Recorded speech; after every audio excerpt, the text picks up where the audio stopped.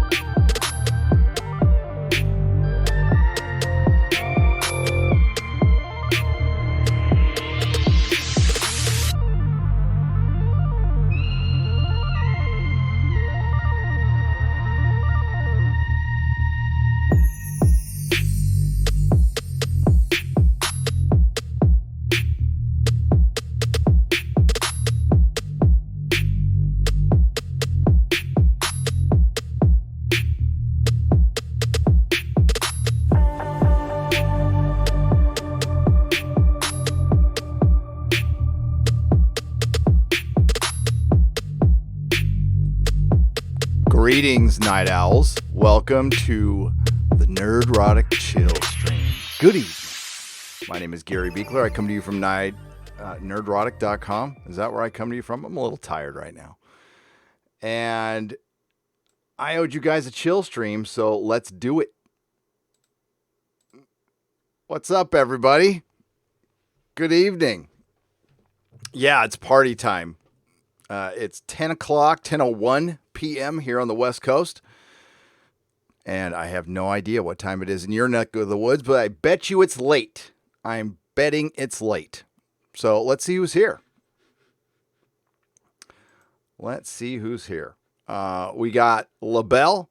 We got Rulon Holm. We got Jeff Green. We got U.S. Dutch Kitty. We got Lopez Sanchez. We got Midnight's Oblivion and Bastard. And Emelman Ace and Jeff F. Decepticons Forever. Yeah, I'm kind of down with the Decepticons myself. Philip Rowe, Michael Schuhaber, sorry. And what's up, Eric K. and your wrench, and Warren Smith, who's a member. Great. So I did a live stream with Az earlier today, and that was a ton of fun where we bagged and boarded some comic books and chatted for a couple hours. I worked on a video a little bit, and then I watched about 3 hours of Venture Brothers just because it's good.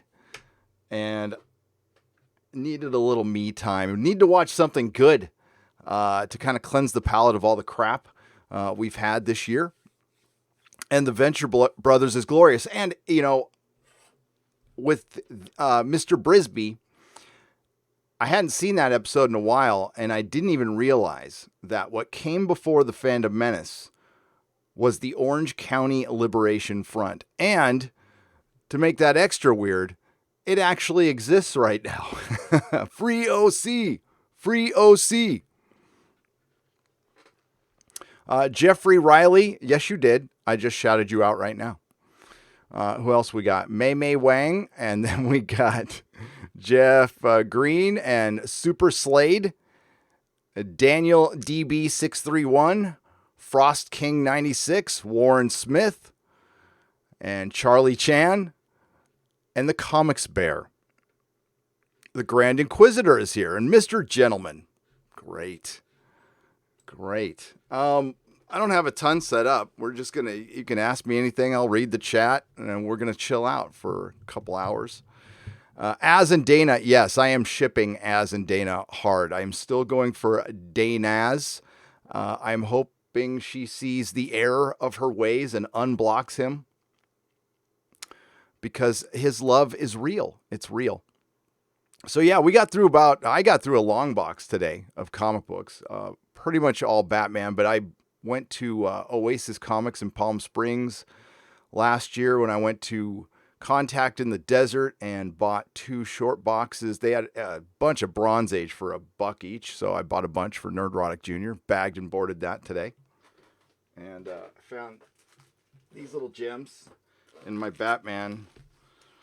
I have some of these already, but this was part of that really cheap collection I bought. This is an amazing McFarlane cover right here. Little McFarlane and the Bat. I don't know if you guys can see that. Hang on. I got to make sure you guys can see that. Yeah. Right there. That is some good shit right there. And then, of course, Batman Year 1 was in there. I got to get that in much nicer bags than that. We had Year 3. And, of course, we had some Death in the Family, which I got. That's a terror. See, that's what happens to your poly bag when it sits there too long. So definitely need to. That could actually damage your comic book. So we don't want that to happen. Let's put those right over here.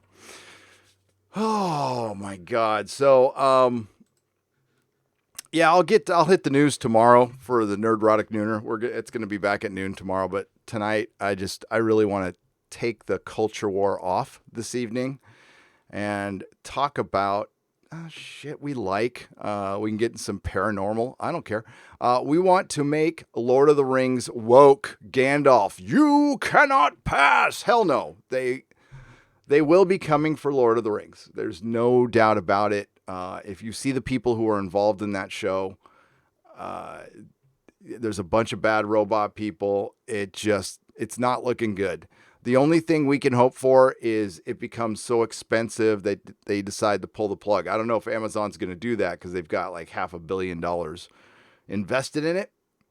But apparently they scrapped the writer's room. So, but the good news is Shippy is there. But Shippy was there for The Hobbit, and they did what they did to Legolas. So, I don't know. All quiet on the culture war front, says Super Slade. I wish. I wish. Naughty Dog is still out there doing stupid. Oh, Sony is. And they're just not letting this thing go. And what did I say? What did I say in Friday Night Tights 2 weeks ago? What's going to happen when you kick the hornet's nest that's YouTube is right now, a lot of us have a lot of time in our hands to be little super sleuths and start digging around. And there's a lot of good stuff just out there on the internet that it's easy to find. Old videos, old articles, and we start digging up stuff together, and it's better than 60 Minutes, man. Well, 60 Minutes is dead anyway, mainstream. But, yeah. But, Gary, the culture war never takes the night off. These people are freaks, says Lisa Roberts. They are. They don't want us to relax and enjoy our escapism. So they will invade every major franchise, but thankfully they won't think about something like the Venture Brothers. And, you know, as long as that's been on, it takes these 2-year breaks. It doesn't get affected at all. It doesn't change at all. It's not politically correct at all. It's got Girl Hitler, for Christ's sake. Girl Hitler. Colin, I love you too. I loved you on Az's stream today.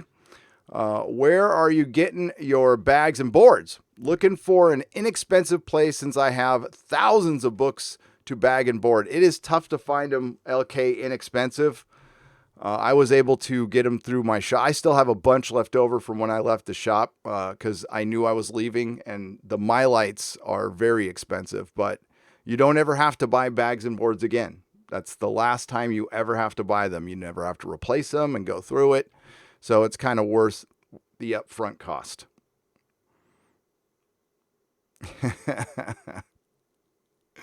The Super Sleuths, Gary and Az solve crimes while running a comic shop tonight at 8. That's right. We'd be a pretty good buddy cop duo. One's a limey, one's a yank, but they're all about justice. Tell us about that Littlefinger theory you had. Yes, I will be boring you with that. What about? I promise you. It's formulating still, but I'll be happy to talk about it. So as people are rolling in, before I turn in for the night, and lately it's been like 3 or 4 in the morning, but I'm changing that immediately because that is just very hard on a 50-year-old. Okay, I can't. I'm not 25. I can't do that crap anymore. It's killing me. I listen to either like a little bit of an audio book or some woo-woo, which is paranormal stuff, or I listen to Preston Jacobs or Quinn's ideas, and I listen to lore videos. Song of Ice and Fire lately because I'm rereading the book. So there are two. I'm rereading Feast for Crows and A Dance with Dragons. There's supposed to be one book. So there are two. I've read them both in this order before. Well, I've done the boiled leather version, and there's 2 versions of the boiled leather version of combining that book. It's basically a Feast for Dragons. And now I'm just doing the Feast for Dragons one because I think it's a little better. And going through that, especially with Feast for Crows, it got me thinking about Littlefinger because we know a lot. We think we know a lot about Varys. And, his backing of Viserys and then Aegon. And it got me thinking about Littlefinger because he's not a chaos agent like they portrayed him in the show. The show actually, I like the Littlefinger in the show a lot, but it's not anything like the Littlefinger in the book. The Littlefinger in the book is charming and people generally like him up front until later on. They don't see him as this big threat at first, and that's why he's able to manipulate so much and basically start a war and almost be solely responsible, him and Varys, with screwing up Westeros. And I've always seen Varys and Littlefinger as the gods. They're the ones setting the table, manipulating anything. And it got me thinking, is Littlefinger really working on his own? And I saw a video where Preston Jacobs talked about the possibility of Euron Crozai, the Shrouded Lord, and possibly the Corsair King, who's just a character that's talked about, working together to bring the long night. And I'm wondering if Littlefinger is part of that plan.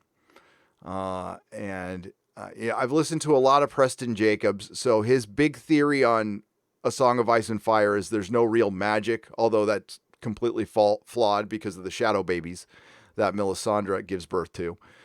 And he thinks everybody's just telepathic. And he bases all of his stuff on reading George R.R. Martin's previous work, which he does borrow a lot from.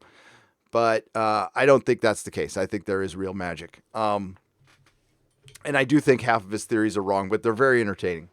They're very entertaining. So there's 2 theories I'm working on.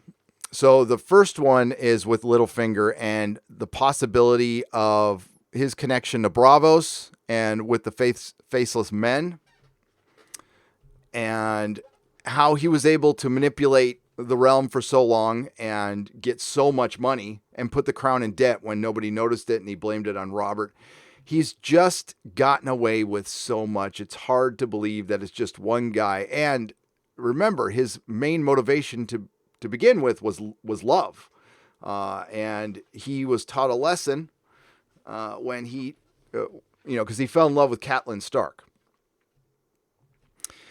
And he paid for it. And that, he was able to get in with Jon Arryn, who gave him everything and he screwed him over. And he's the one, I believe, who leaked the whole, speaking of leaks, he leaked the Lannister incest to the entire council while Robert was still king, which then Renly found out, and then Stannis found out, and then Pycelle found out, and Varys found out, and they all went their separate ways, and nobody told Robert, and they were gonna, Jon Arryn was gonna rip little Robin away from Lysa So that was her motivation to kill him. So I get that. But I'm still trying to figure out what he has to gain. He doesn't have any bannermen.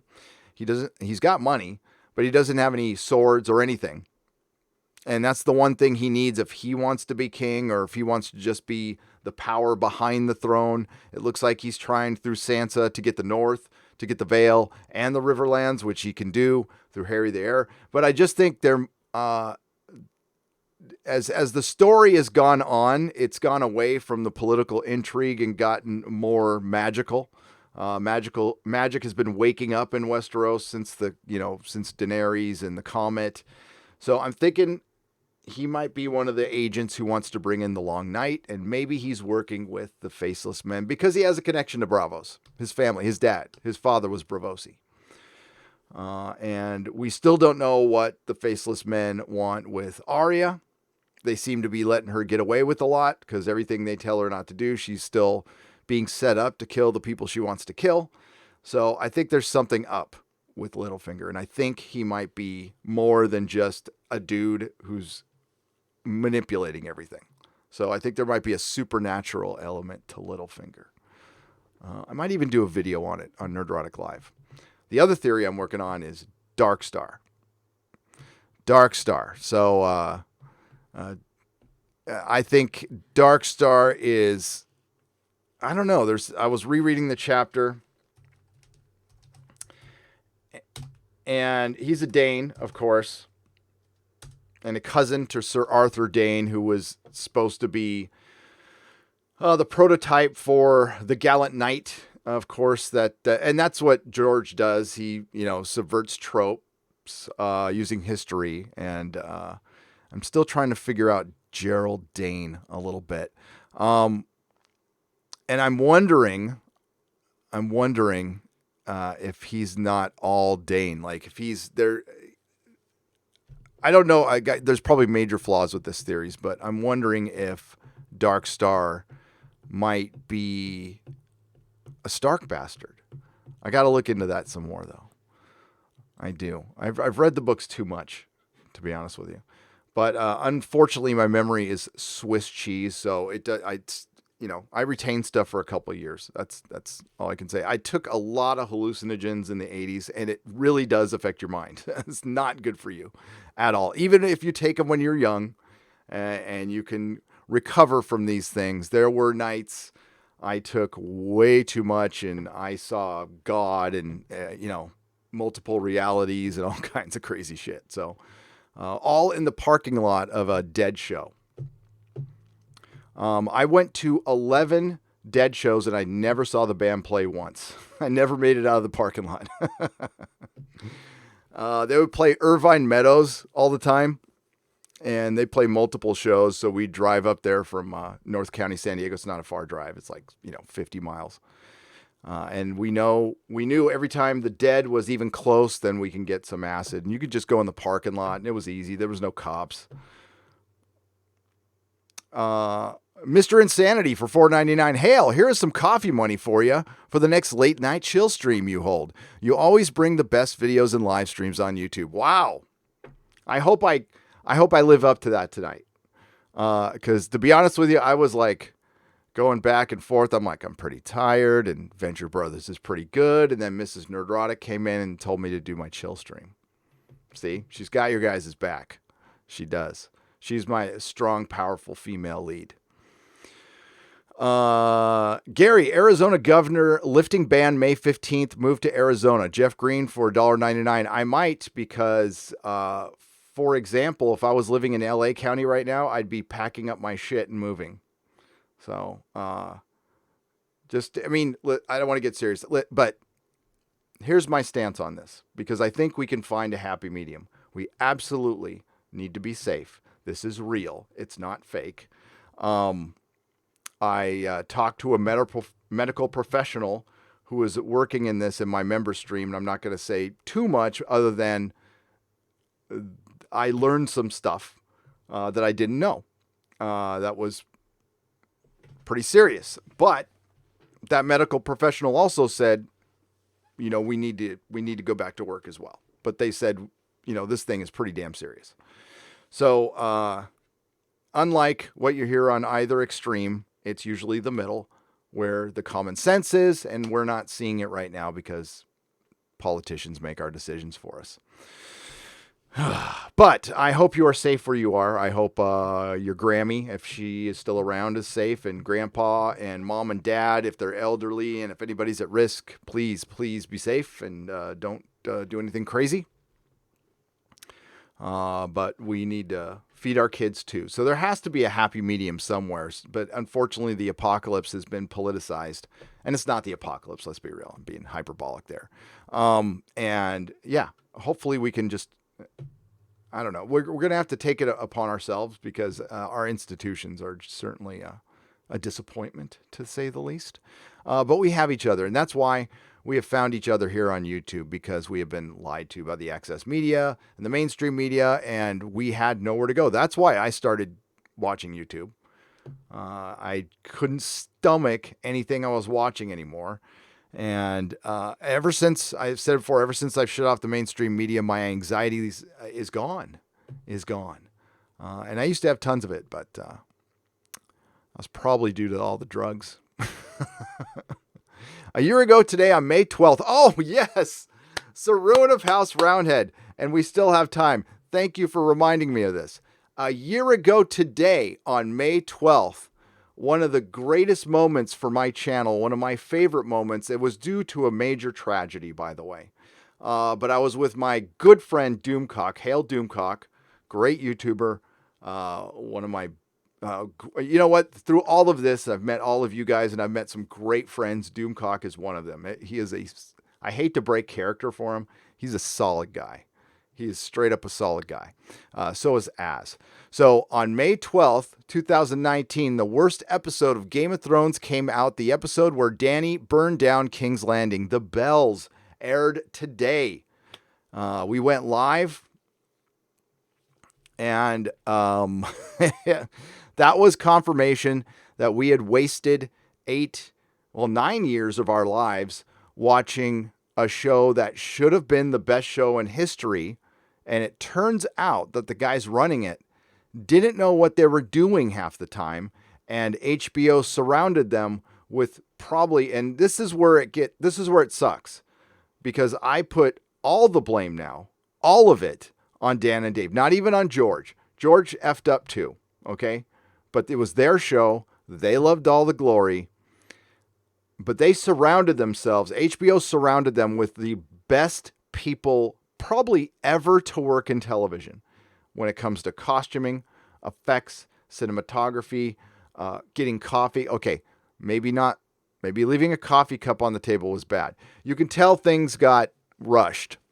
And when we saw the documentary for The Long Night, you can tell that all their crew was overworked because they had to do everything.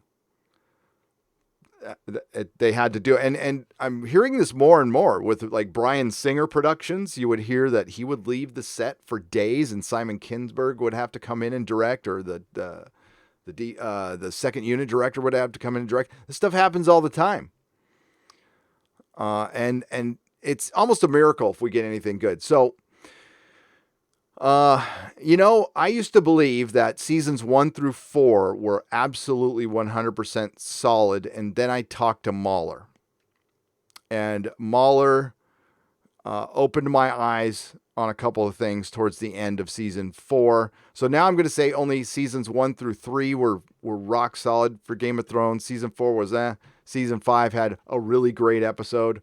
Hardhome's a great episode. It is. Season 6 had a couple of good episodes. Season 7 was terrible. And season 8 was terrible. So, yeah. It was good YouTube, though. We got a lot of good YouTube. So, a lot of people have criticism towards yours truly and people in the Fandom Menace. But I kind of see us as making lemonade out of lemons. It's...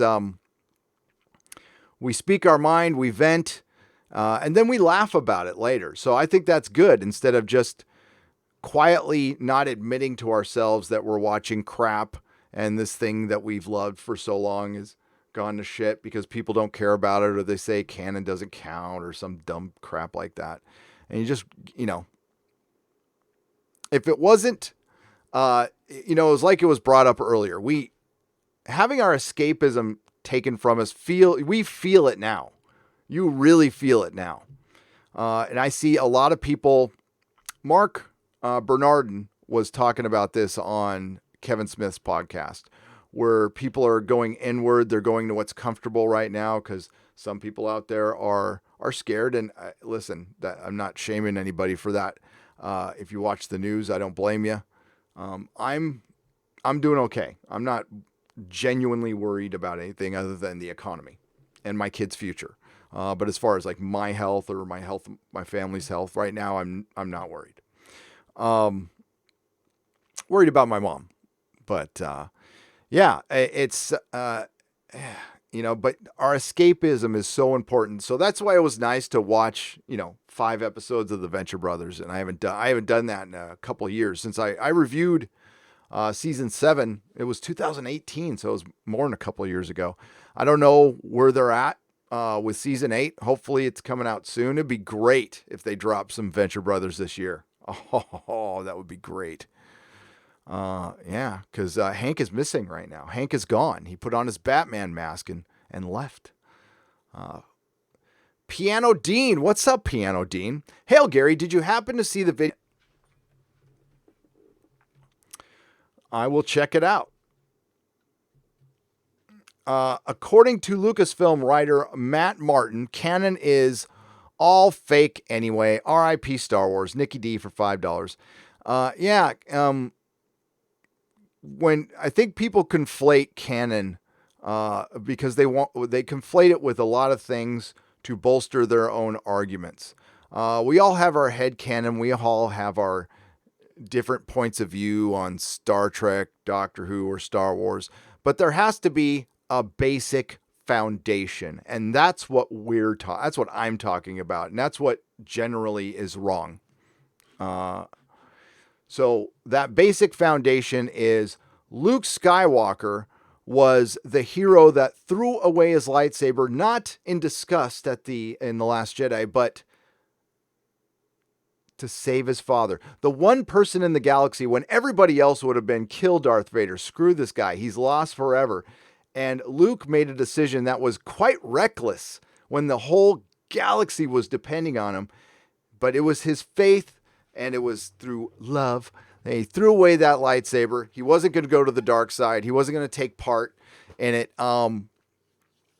That Luke Skywalker, who held out that hope that his dad was, because he knew that his dad was conflicted the whole time. That Luke Skywalker, not the one that had a bad dream and was going to kill his nephew, his sister's son, his best friend's son. Please. Made by a guy who didn't care about that canon, and that was clear. That was absolute clear. So it's that foundation we need them to understand that when a hired gun, when an employee, when a contractor takes on a job working on something that a lot of people love, no, they don't have to honor them.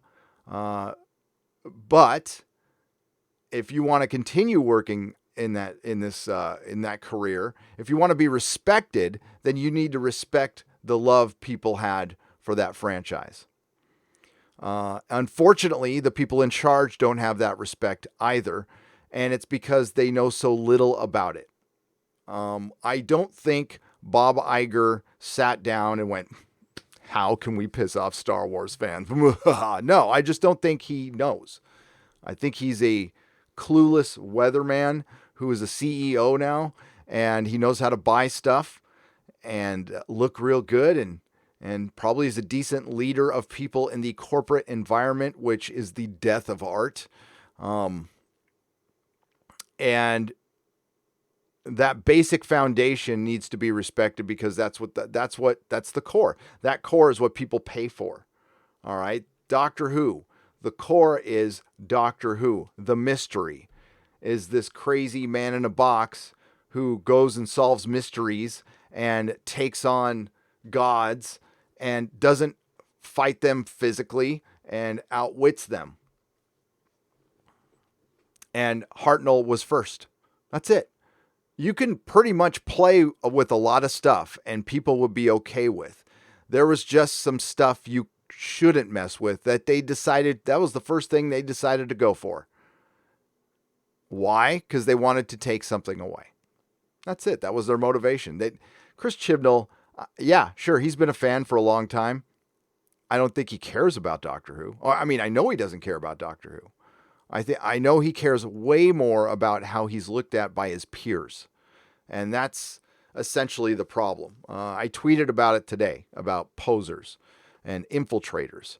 They're not nerds. They don't care. They want to use these franchises to get followers. They want to be influencers. They don't want to be entertainers. And that's sad. That's sad. I'd rather, listen, I would much rather, it wouldn't be as exciting. I wouldn't have as many subs, and I doubt as many people would watch, but if I could spend the rest of my days talking about lore and just good comic books, that'd be great. That's not reality right now. Can't stick around too long tonight as it is getting late and I am an old nerd. Right back at ya. Here's a donation to your new microphone fund. Thank you, Crazy Cat Guy, for $5. The new mics are not available right now. I'm waiting to get Shure mics are out of stock at B&H.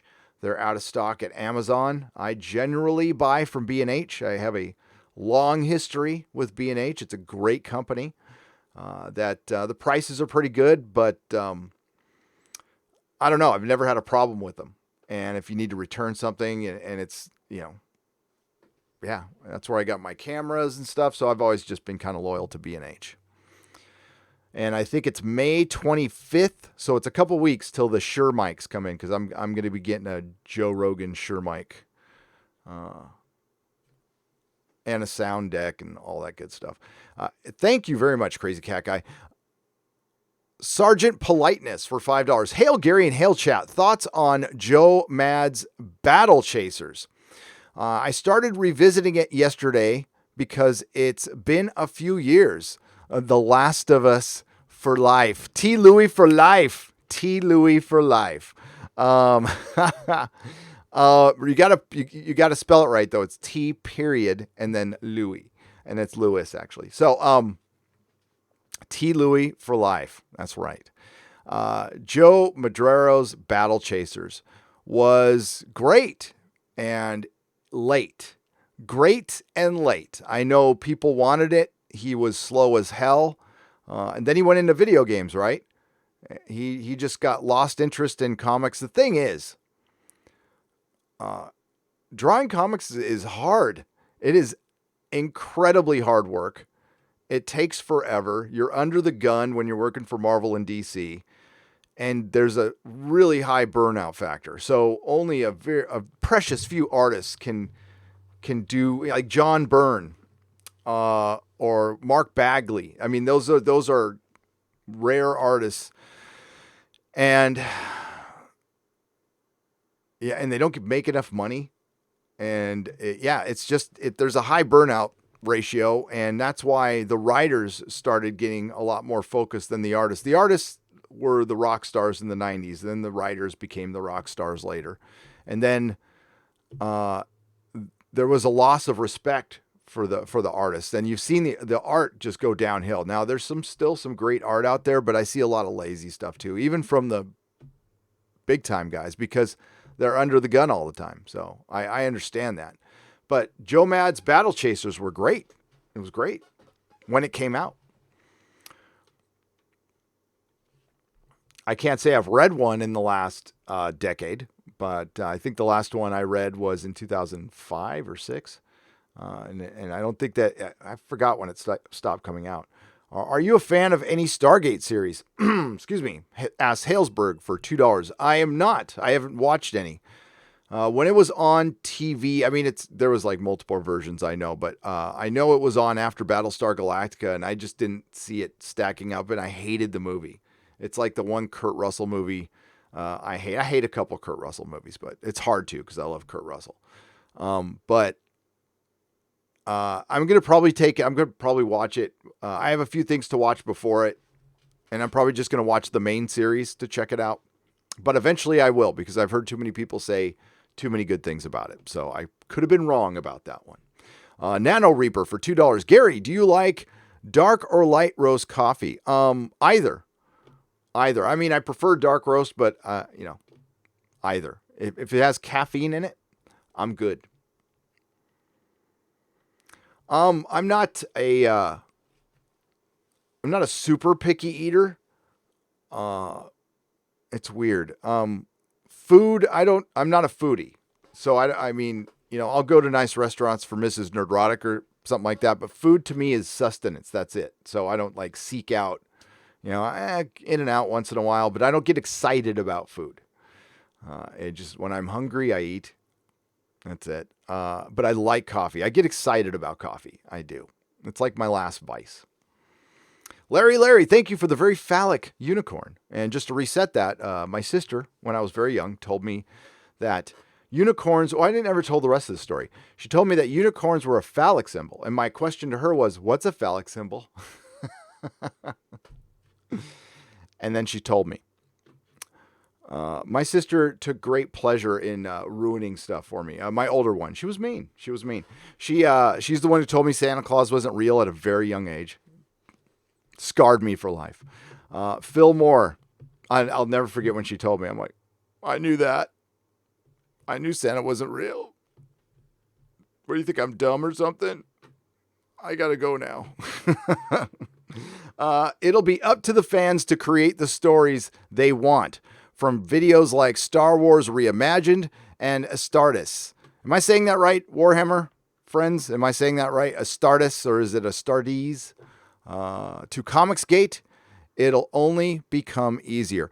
The Warhammer guys got it down.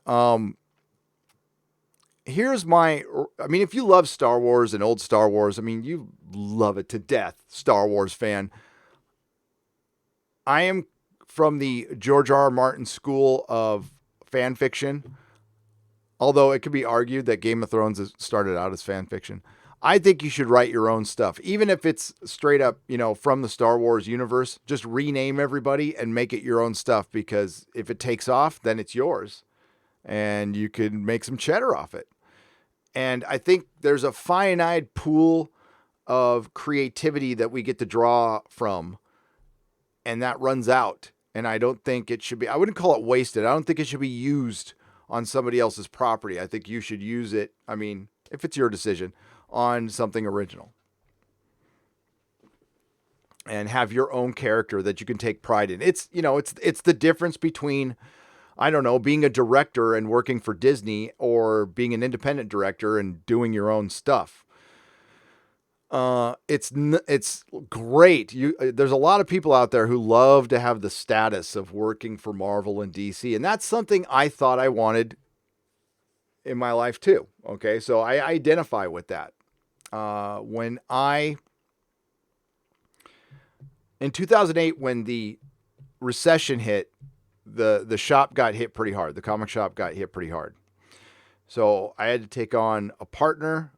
I had to let employees go. I had to work more hours. At the time, I was gearing up because I wanted to do publishing through my comic store. I don't think I've ever told this story. So I owned a thing called Entropy Comics, which I wouldn't use now, okay? Because comics is an entropy. But Entropy Comics, and I wanted to do like horror superhero comics, and I was going to start out with gathering some of the artists that I knew at the shop, and we were going to do an anthology called Bone Grinders, and it was going to be just a horror superhero anthology, but it's all superhero horror themes. And we got some artists on board. We were going to do it. I was going to write one story in it. And then the recession hit. That got shit canned. So I was going to get rid of my publishing wing because I used to be inspired by Pacific Comics. So I had to get another job. I took on the partner, and I took a 4-month course at San Francisco State University called the Digital Video Intensive. And I already knew how to edit. I already knew Photoshop. I already knew how to use a camera, but I needed a degree. So it was the quickest way to get it. It was expensive as hell. Mrs. Nerdrotic flipped the bill for me, my sugar mama, and it was $10,000. And I took the course, and it was the only time in my life, honestly, I took school like seriously. It was film school. It was like 2 years of film school crunched into 4 months. Take away all the theory, and it was just practical. The only like theory type class we took was aesthetics, which was a great class. I learned a lot out of it, but it was 9-10 hours a day, 6 days a week for 4 months. And then they would try, the placement kind of sucked in this program, but you learned a lot, like a lot. And they oversold like the connections they had. But they taught you a lot. So I took that course and I ended up eventually working for Technicolor. Now I got this job through a friend. It's about who you know. And I really thought I wanted, to work in Hollywood, work for Technicolor, maybe sell the rest of the shop and edit there professionally. And I found out within the first couple months that was not going to happen. I definitely had the chops to do it, but I didn't have. I'm not a very good cog in the machine corporate type guy at all. So I didn't do very well in the corporate environment, we'll say. I don't like passive aggressive corporate bullshit politics. So I ended up bailing after a couple of years. I did it for a couple of years. And it was fun. It was, part of it was fun. Learned a lot, went back to owning my own business. And I think a lot of comic artists are now going to find out that they're, especially if they're top tier, like Sean Gordon Murphy and Ethan Van Sciver's doing that. If you got the chops and you can go out on your own, that would be preferable. And right now, I think if comics are going to survive, they're definitely going through a paradigm shift. It's going to survive through the indie market. Marvel and DC have seen their better days. Now, we did get good news. We got some good news from DC. Yellow Flash did a video on it earlier. It looks like 5G is dead. So there will be no Lucius Fox Batman. And since it was never officially announced, they can't get criticized by the blue check marks on Twitter, and they can change. They can change. Now, they can't do this on a dime, but we'll see if DC maybe revisits Rebirth, or at least tries to do something like that in tone.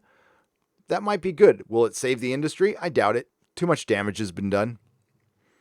I really think the independent way is the way to go. So I think there's a lot of fun independent books. Plus, there's Alterna out there. There's a lot of great titles over there you can check out. Check out Peter Simeti with Alterna. Peter Simeti was getting stalked on Twitter for a little while. People will not leave that guy alone. I wish they would. But yeah, it's up to the fans. It's up to the fans. Zervine for $2. You think Jaqen Hagar infiltrated the Citadel? Was it Jaqen Hagar? Yes, I do think it was Jaqen Hagar because of his the description. What Pate saw right before he died was practically the same description of Jaqen Hagar when Arya first saw him. I want to know what he was doing with Biter and Rorg, because they were working together. So I'm wondering if they were faceless men, and did Brain of Tarth kill two faceless men? Yep, I agree. Thank you very much, Zervine, for the $2. Laura Story for $2. Yep, I agree. You're my second favorite YouTuber after Odin. That's cool. I'll take second. I'm good. Odin's awesome. We love Odin.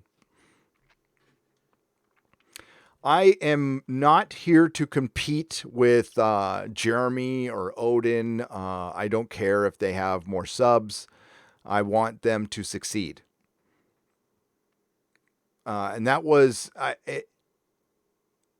And I learned that through recovery. I mean, I'm a competitive person, but I don't have that need to win all the time. I just don't. I'm going to I much rather just do my thing and be happy. It's good to, have like little competition, and it's good to not be complacent, and I'm not. And I take this very seriously. I do. I love what I do, so I take it seriously because it's fun. But no, I freaking hope Odin gets 1 million subs. I do. And Jeremy and all my friends. Yodam Darkstar, welcome to the Jaloja membership. I greatly appreciate it. Thank you. We're going to do a Australian members stream, I think, Thursday night. It's going to be late for our Aussies because they're on the other side of the world, obviously. And I've been asked a couple of times, and why the hell not? Chris Mead for $5. Hate to bug you. Why? I'm here. Wondering if you got my email about those Lord of the Ring LOTR wood burnings. If mentioned this before, sorry, I can't remember. No, Chris, I'll check. Hang on. I don't know what that is. Hang on. Let me check real quick.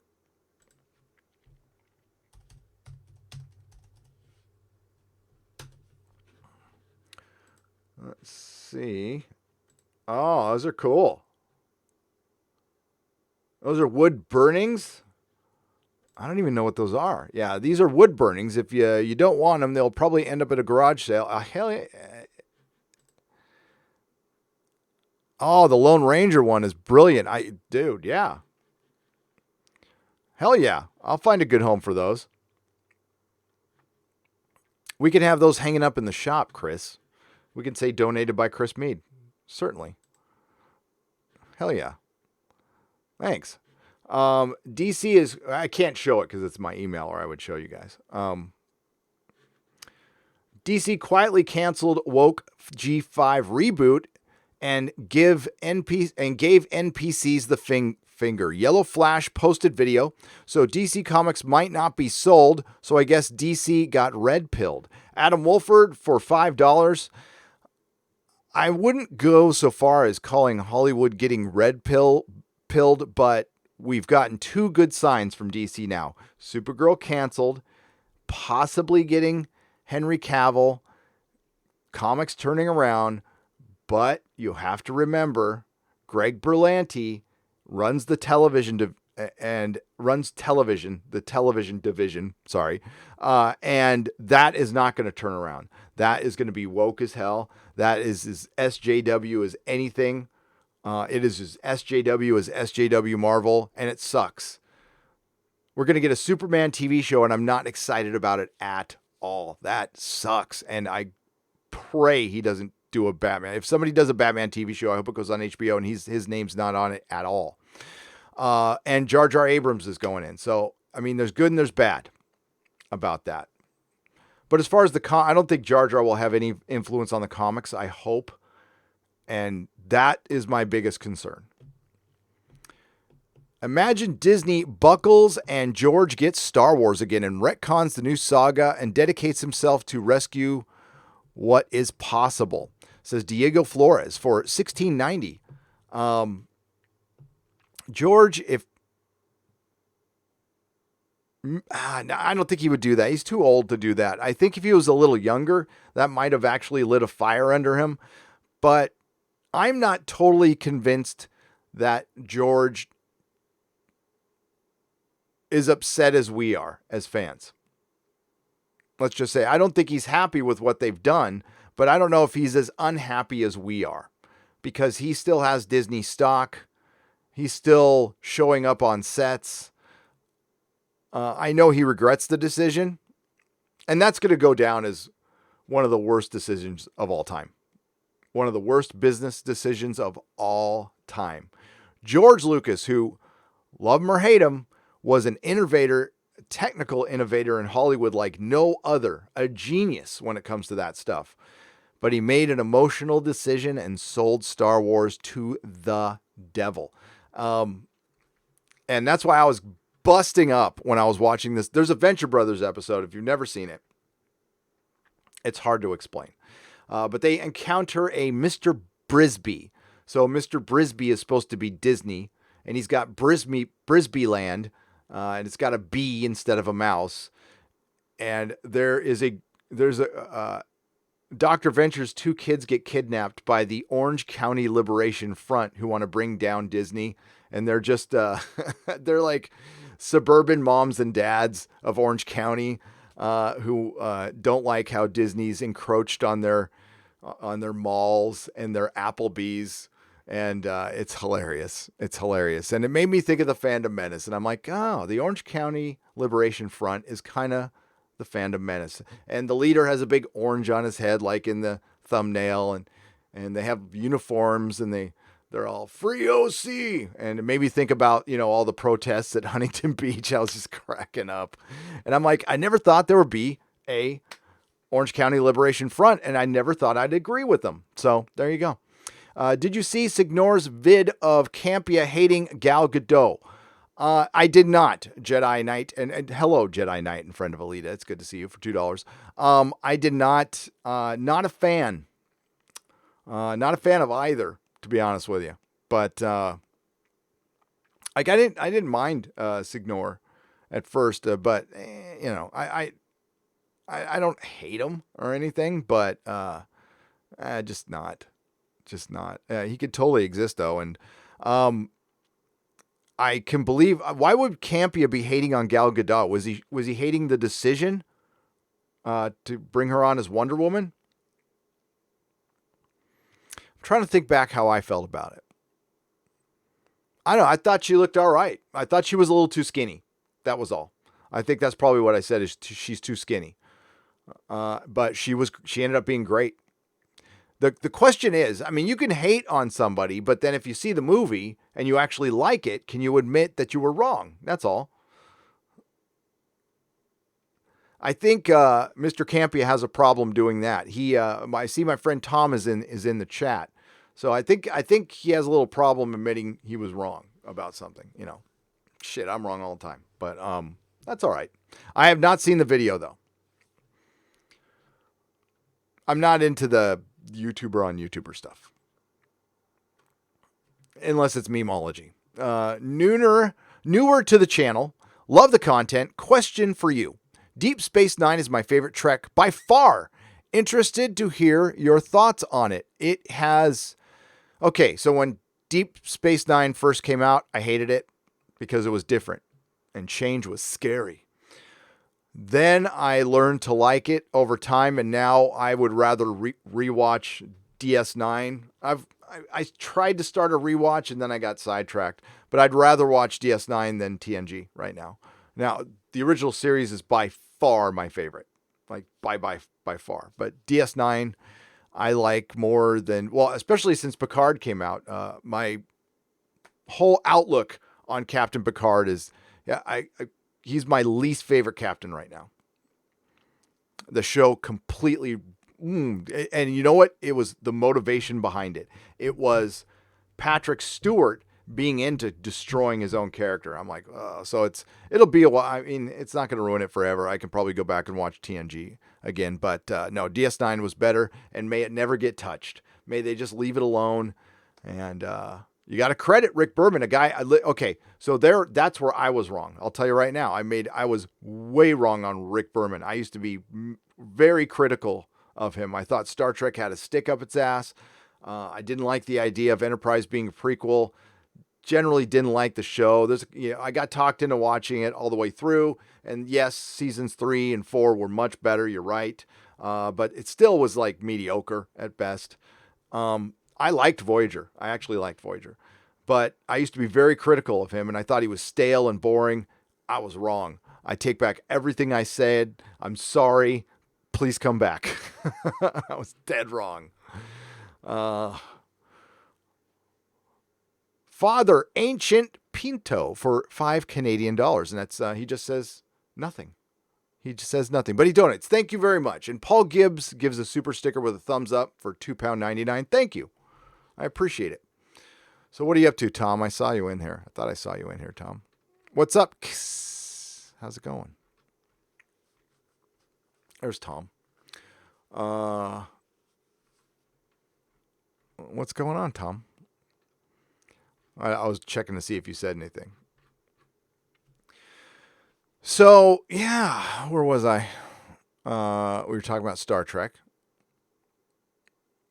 I'm Picard damaged. Like I didn't even want to watch old Star Trek after that. I was so pissed after that. But we got some news today that I might do a video on. I gotta check. I gotta check the information. But I think we all said at one point that through desperation, Kurtzman's gonna eventually come for Kirk, and we heard a little rumor. Now, I don't know if the rumor came from 4chan. We got to question all rumors from 4chan because remember, they planted, and they being some insecure YouTubers have been, or some insecure people have been trying to plant information on 4chan to try to bait us into doing videos, right? So, so they muddied the waters a little bit.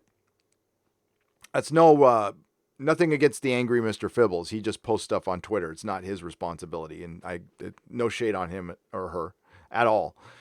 But yeah, there's a rumor that they might bring in Kirk to a possible Pike series that they're calling Star Trek Enterprise. For real? See, that's where I'm like, what? I guess you could now.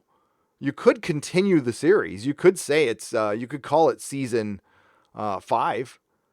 I guess you could. You could just new cast, new crew, but it's the same series. So I guess you could do that. Call it season 5. That would kind of make sense. And they would bring in a young Kirk, and they want that kid from The Mandalorian who. It's a curious choice for Captain Kirk. We'll just say that. I'll leave it at that. What I heard, I can tell you what I've heard. I when I run with rumors from Star Trek, it's usually in live streams. I rarely make videos about it nowadays, anyway. Like if a rumor's really good, I'll run with it. But honestly, I would much rather talk about what's happened and just give my opinion on it. Because I don't want to become reliant on rumors. If that's like the only thing that brings people to the channel, and if that's the only milkshake that brings the viewers to the yard, then you have to become reliant on that, and I just don't want to do that. It's not like there is a shortage of rumors. There never is. There never is. So if you want to do that, that's probably a good way to grow a channel. Where was I? Okay. There he is. Or she. So it doesn't look like, and this is just me, it doesn't look like CBS is going to get bought by Netflix. It looks like they're restructuring everything and they're rebranding. Viacom or CBS All Access no longer exists, and it's going to be something else now. They're still in a lot of trouble. Section 31 has been just completely ghosted, so I don't think that's ever going to happen. And this Pike show is the last ditch effort, it appears. Hang on a second. Oh, and yeah, Lower Decks. Oh, that's funny. There's an ad that came out that Picard season 2 is going to be coming out in 2021. Well, that's obviously bullshit. I know for a fact it's not. If it comes out, it's going to be late 2022 at the earliest, possibly 2023. Is there anything else juicy? Oh, so yeah, I've heard that Picard season 2 is not going. It's not going to happen. I don't know about that. I could believe that because I don't know if Patrick Stewart's going to want to wait 2 or 3 years, but we'll see. We'll see. They brought on Mark Berhardin to do consulting. Bernardin, sorry, to do consulting. A consulting producer, kind of like Brian Cogman is on Lord of the Rings. So I don't know. I don't know why they continue with Star Trek. I just don't. It's beyond anger now, and it's just I'm honestly just kind of impressed how much they've stuck with something so bad. Wahoo Brew for $5. Hi, my best friend I've never met named Gary. Wide awake again and shopping Batman comic lots on eBay. Thanks for all you do. Hail Nerdrotic. There's a lot of cheap lots, especially DC comics. DC comics are much cheaper. You can get Bronze Age stuff for cheaper, Silver Age stuff for cheaper. Any news on Kraven versus Spider-Man? That would be the first I've heard of it. Father Anis is, how do you say that? Anisette Pinto for $2 Canadian. If like Kraven's Last Hunt, God, I hope the MCU doesn't adapt that. That's something that requires an adult Spider-Man who is married to Mary Jane, the real Mary Jane. I just hope they leave that alone because that's a perfect comic story. No, I haven't heard anything about that. Let me look. Doesn't mean I didn't miss it.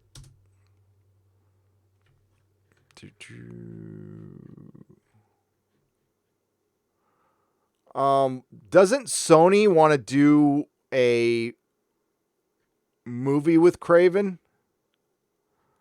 I thought they wanted to do a movie with Kraven.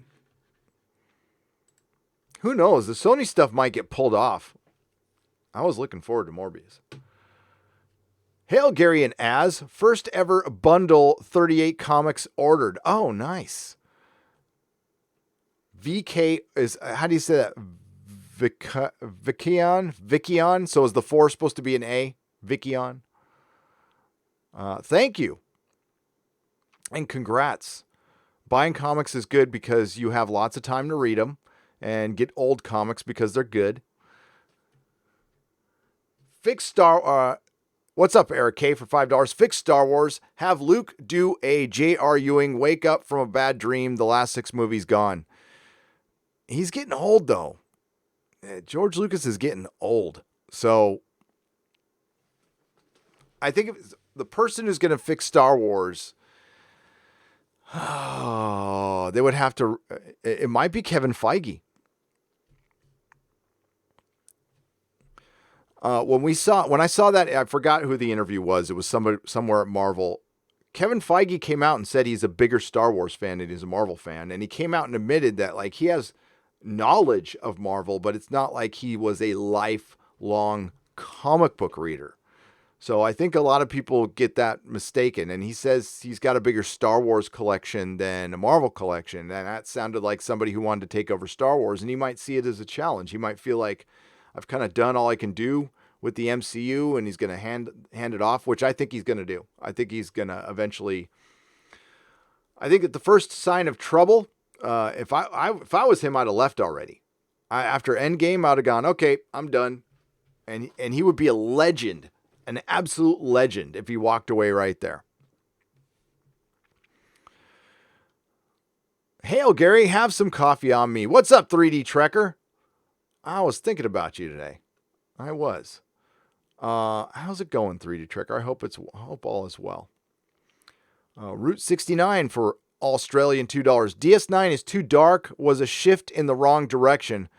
I think it was okay by itself, but it does seem like they've been wanting to emulate that from that point on. So I liked it as an independent story, not as a paradigm shift for Star Trek. So I'll agree with you there.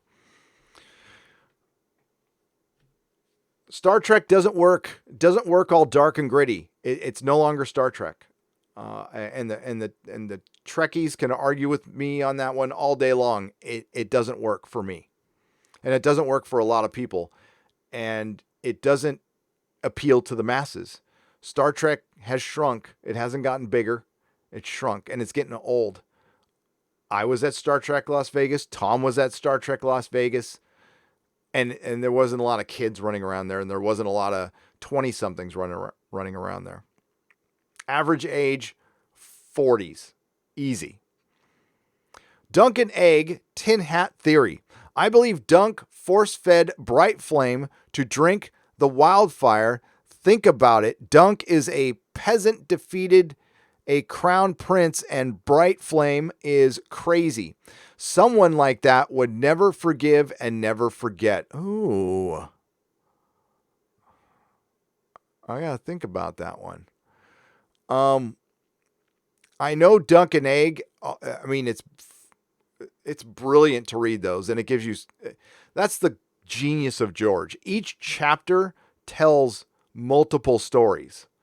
There's always a character going through an action that carries you through the story, and then that character is musing about another character or seeing a palace of sorrow, and then they give you the background on that. It goes beyond world building to some other different level. And that's why I like the Dunk and Egg books. I got to think about that one. Now, I don't know if we'll ever see another Dunk and Egg book. The next one is supposed to be the She-Wolves of Winterfell, and we still have to see what happens to them at Summer Hall. Thank you for the $19.99. Roger P. for $5. Have you read the DS9 relaunch books? I have not. Well done. Cisco Returns. Tie-in with Parasites from TNG. Oh, really? From TNG Season 1. Conspiracy. Garrick is big. He leads Cardassia. Really? Those sound kind of cool. As long as you feel like it was worth Cisco coming back. Doughboy, the sequel, $5 Australian. Greetings, Gary. Did you ever watch a cartoon called Ulysses 31? I did not. Very early 80s. It was great. Let me see if I remember it. I mean, I was 11 in the early 80s, 10, 11, 12. No. This doesn't even ring a bell.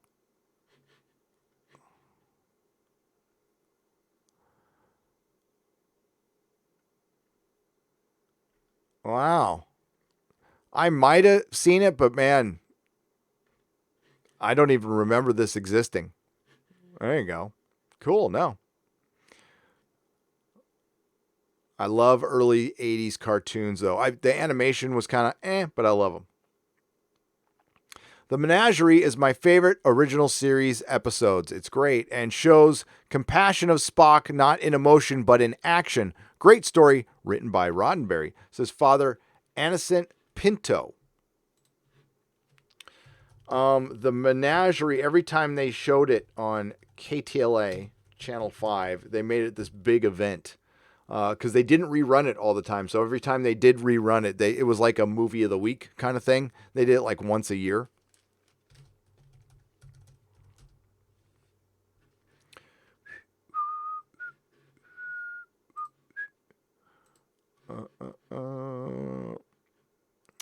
Adam Wolford for $10. Hey, check out Arc Warhammer, where they review Astartes. He said it breaks some lore and how they are made. 2 hearts, 3 lugs. Audible book called The Hand of Darkness. Someday I'll dive into Warhammer, but it will not be this day. Adam Wolford, thank you for the $10. I'll remember the recommendation. I have so little time to embark on a whole new world. Right now I'm rereading A Song of Ice and Fire. I'm watching Venture Brothers. I'm watching Buffy again, so I can eventually do that live stream with Mahler if he's still up for it. And I'm thinking about, I don't know if we're going to do every episode, but what we'll do is Mrs. Nerdrotic and I will watch like 3 or 4 episodes, and then we'll review it on Patreon. Let that be an exclusive for a little while, and then bring it over to Nerdrotic Live. Might do individual episodes. I don't know. We got time. Oh, I hope we don't lock down till July. I can't do it. We're already planning a road trip. Now, I said, once the lockdown is off for everyone, I'm probably going to take a week off and go on a road trip to the great American Southwest. So we're going to go New Mexico, Utah, Texas, Arizona. We bought a trailer, and it's nothing big. It's one of these little trailers that we're going to put in our backyard for like a guest house and an art studio. And yeah, it's a white trash guest house. Okay, that's my family used to do that. When I used to go visit my family in South Dakota, I used to stay in the motorhome. That was the guest home. That's how us Whiskey Tango do it. So yeah, we have a trailer in Utah. It's been sitting there for like a year, so we're gonna go get it. But we gotta wait till everybody's locked down. I don't know. Utah might be a good place to live for me. Not a lot. Don't they cut off alcohol sales at 9:00 there? Yeah. Okay, thank you. Okay, so it's VK Forion. Thank you. Ham radio call sign. Oh, okay. That's good to know. Thank you for the $2 Australian. Ham radios are cool. I don't understand them, but they are cool. I know Art Bell was really into them. The Belgian Syrup Prince for £5. What is your favorite Marvel Comics crossover event? Mine is Acts of Vengeance. Greetings from Belgium. My favorite crossover event, by far, without question, is the Kree Skrull War, which is more of an Avengers thing. But right up there is Contest of Champions. Contest of Champions. It's a short one. It came before Secret Wars, and it was a 3-issue series, and I freaking loved it. Within the universe, a modern one. This might be my favorite now that I think about it.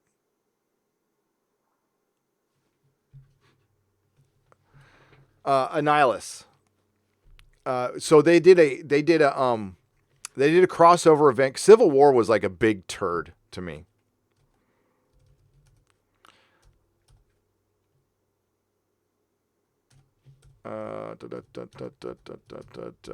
So Civil War. I'm sorry, dude. This is when you're tired. Annihilation.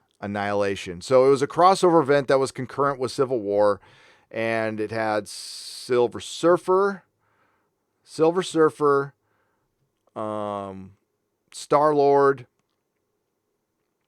and what was the other title? There was only 4 titles in it.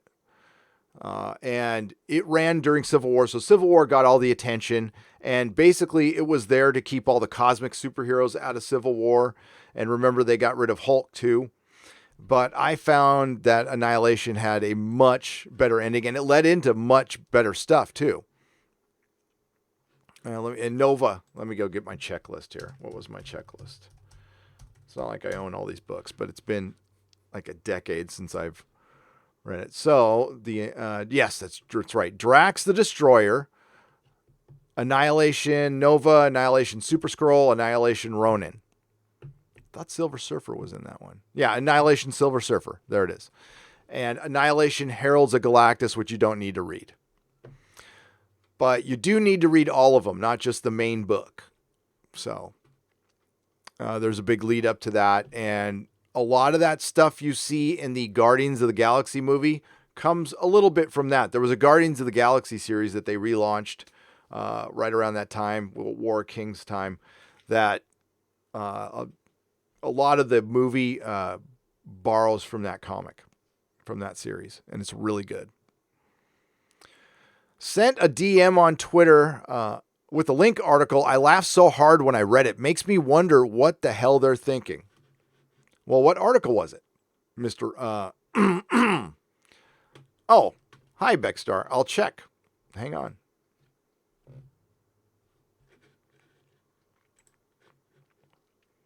And that was Bexter79 for $5. Thank you. And I'm going to check right now. Because it's the chill stream and we're chilling.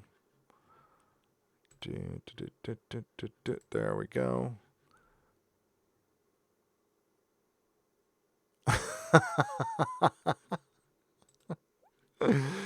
Oh. Yeah, it's pretty funny.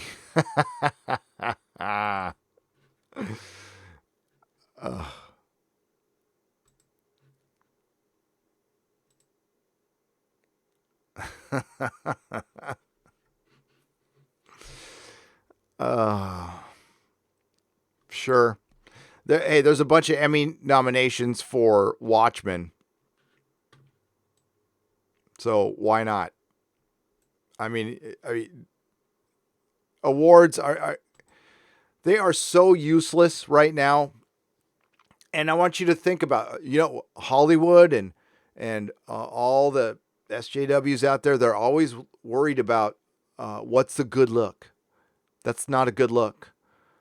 Do you think the Emmy Awards are going to be a good look after a big, long lockdown with millions of people out of work? Do you think we want to see Natalie Portman writing in all of the female key grips that were ignored for the Crew Awards for the next, Academy Awards? Do you think we're going to want to see that shit?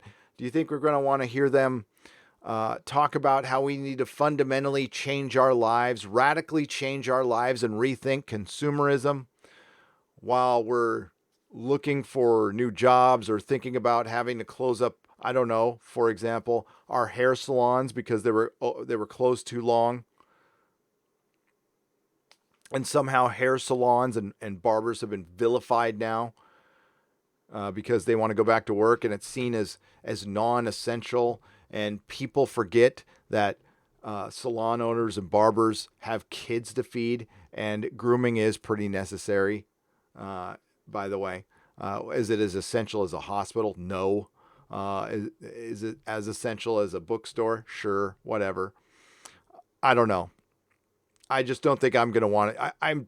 I was over award shows before I even had this channel. I just thought I personally have nothing against rich people. I don't envy rich people. If somebody owns 16 houses and 5 jets, great. I don't care. It's no skin off my back. It really isn't.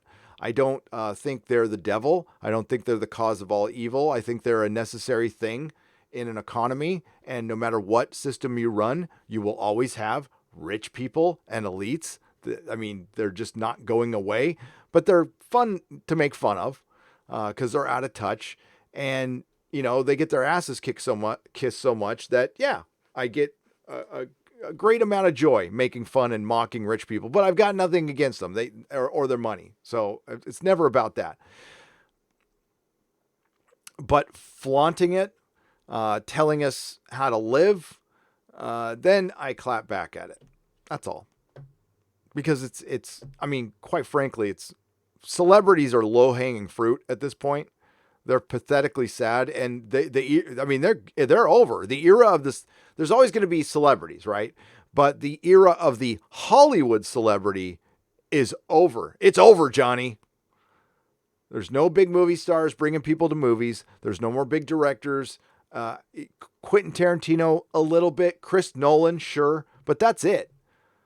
Chris Nolan might be the last rock star director. Think about that. Tom Cruise might be the last movie star, just like Jack White is the last rock star, in my opinion. Or was. I don't even know if he draws anymore, to be honest with you. But, yeah, that era is over. Now it's got to be about the story. And when we get a good story, we throw gobs of money at it. Joker was a good story. It also had the best accidental marketing campaign of all time. It became a cause. When you see what happens, especially here in America, I can't speak for other countries, but I'm sure you guys are the same too. When you're told not to do something, you want to naturally do that thing. I do. I've never gone through a metal detector at a movie theater. Who would have thought within a calendar year, I'd watch people getting arrested on a beach for wanting to go to the beach, and I'd go through a metal detector to watch a movie. What's the commonality between those two things? The mainstream media. The mainstream media. For as irrelevant as they are, they still have way too much power. And we need to chip away at that immediately, as often as possible. Thank you, Becky. Yeah. Emmys. I have a feeling they won't win any or get nominated. But I bet you Watchmen's going to win a bunch. It's going to win a ton because that's what it was made for.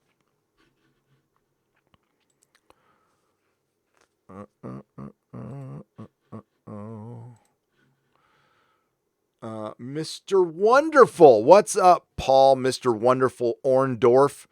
You were a member of WrestleMania 1 with Roddy Piper. That's right. Or was it 2? Was it 1 or 2? I think it was 2, right? Mr. T and Hulk. Oh, that was epic. That was so fun. Cyndi Lauper, Lou Albano. Gary, do you agree the next president of Lucasfilm, whoever it is, will be on a tighter leash than the Gimp from Pulp Fiction? I totally agree. I think Lucasfilm, once Kathleen Kennedy is gone, will have lost its autonomy completely. I think they have lost that privilege. And I would be for Lucasfilm autonomy, but now it's like out of control. The CEO has to do something, but he's powerless. And it shows you that Disney buys these companies, but they don't really, I mean, they own them, but not in the sense of they can get whatever they want out of them. Like Perlmutter still has a say at Marvel. It's more like they absorb. I guess they could own them, but I don't know. I never understood it. It's corporate America. I'm sure there's restrictions to try to avoid monopoly laws and it's stuff I don't care about. I just know it F's up shit we love. That's all I know. I don't know much, but I know Disney screws up a good lay. CJ for $10. Picked up Son, 70s Spider-Man, Hulk and Kirby, New Gods. Oh, good. All picked up old PDA and Virgin Doctor Who novels, which are some are written by Paul Cornell. Did you ever read any of those? Any faves? Romance, Crime, and Festival of Death are great. The only one I read was Human Nature. It's the only one I read. I do have some behind me. I have some, but I've only cracked open a couple, and they were, some of the 10th Doctor era stuff. None of the older Doctors. I've read the comics, but the books I have not. I own a crap load of them, though. So eventually I'll get to them. But I like Big Finish. I'm still going through my old Big Finish. But I love the here. I have them right here. These are great. The comics from Doctor Who magazine. Marvel collected them. These are awesome. That I've read and I love.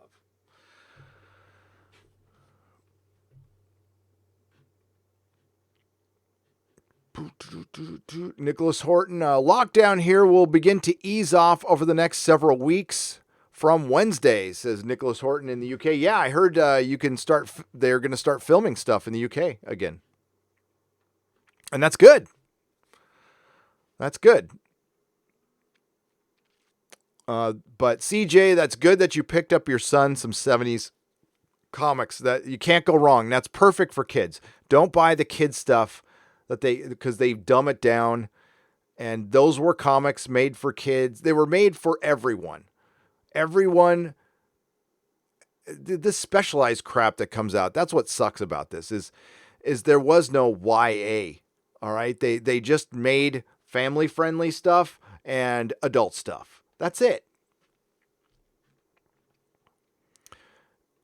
As in Yuma, you get free parking until and H2O from John Powers for $2. As like in Arizona, I've been to Yuma many times. I've been to Yuma, Arizona. I used to watch the Padres used to have their farm team there back in the day, and my dad and I would go out and watch the Padres. Yep, baking in the Yuma heat.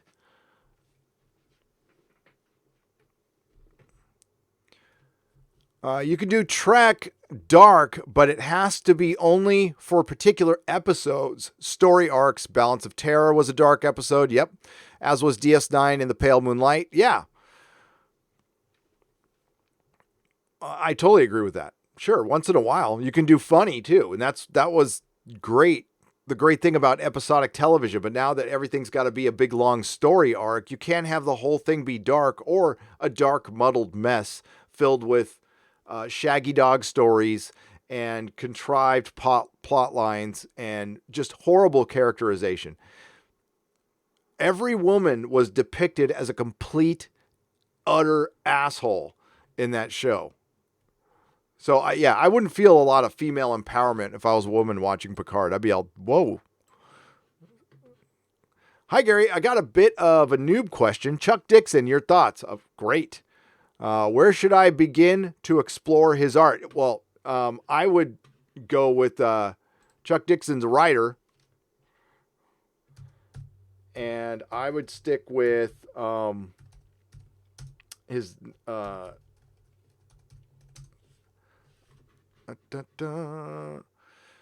that's right. He created Birds of Prey.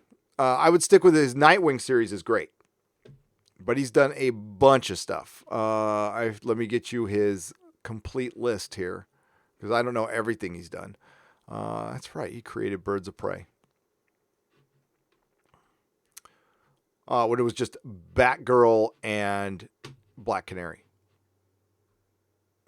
Now, he worked for Eclipse, too. But he has been on... Nightwing is the most memorable thing, and Punisher War Journal is good. But Nightwing is the most memorable thing for me. That made me like Nightwing. I didn't think much of him as a character until I read some of that stuff, and I didn't read that until I got to the shop, because I was almost exclusively a Marvel guy through the 80s and 90s. The DC comics I picked up were Superman, Action Comics, Batman, of course, Detective Comics, Teen Titans, and Justice League. I'll dip into Green Arrow once in a while, but just through the 80s and 90s, I was all about the Marvel. All about the Marvel.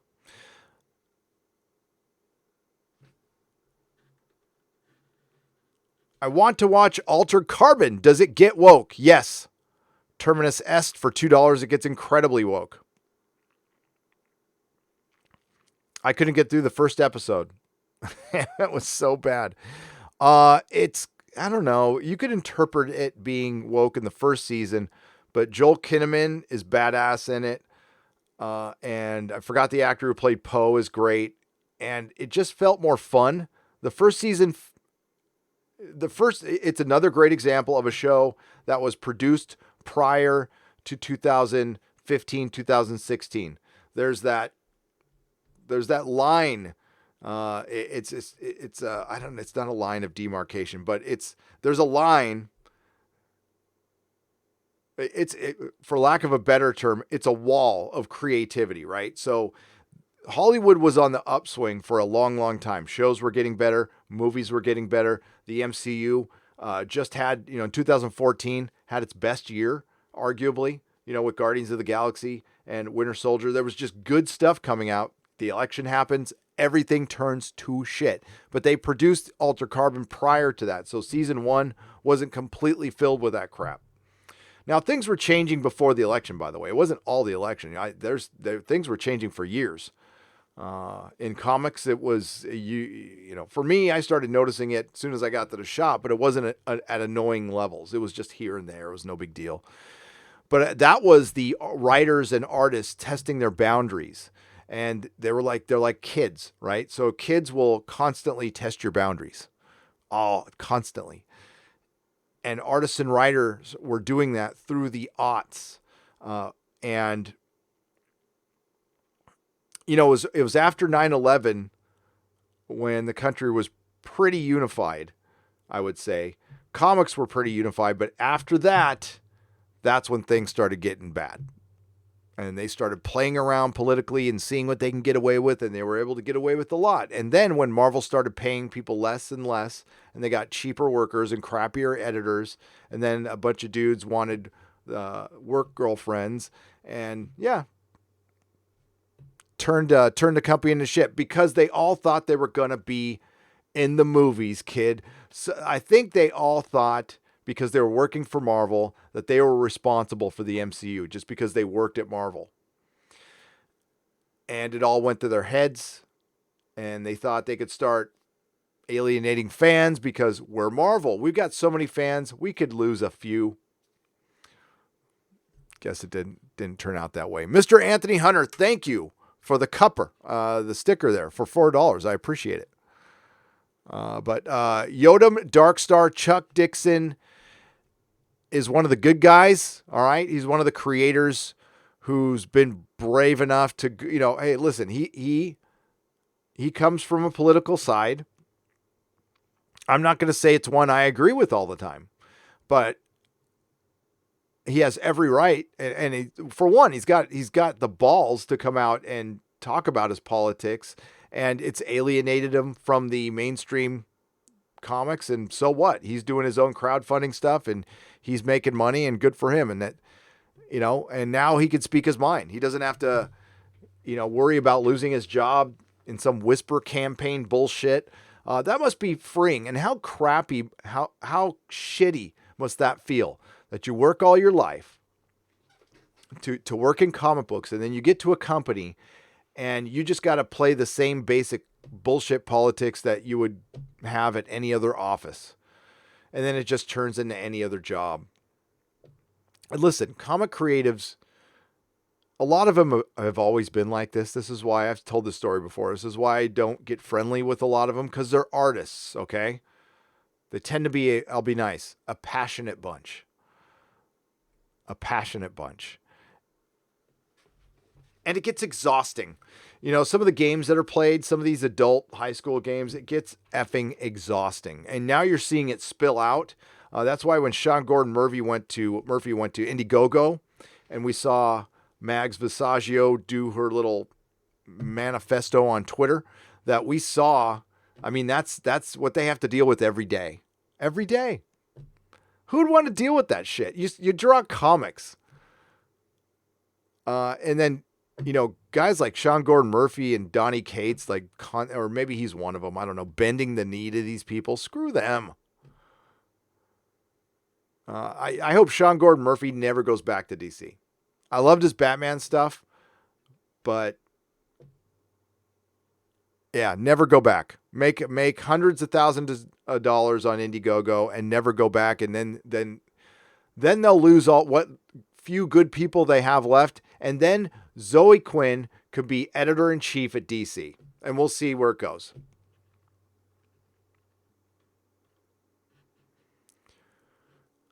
They hired Zoe Quinn. Well, why not Anita Sarkeesian too? They should have Zoe Quinn and Anita Sarkeesian write the Marvel and DC crossover with Gail Simone. I think so. And we can get Snowflame versus Safe Space and Snowflake. Make it happen. Snowflame. Hail Snowflame.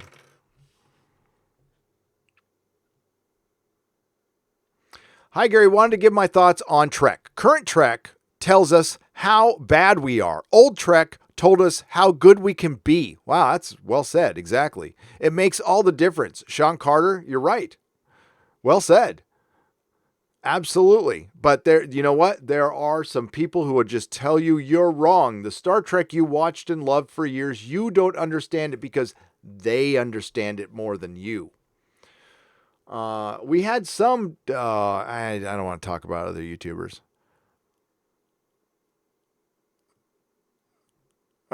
We got some guy out there who just thinks if you're on the right, you're just flat out an idiot. That's what he said. It's just political bigotry.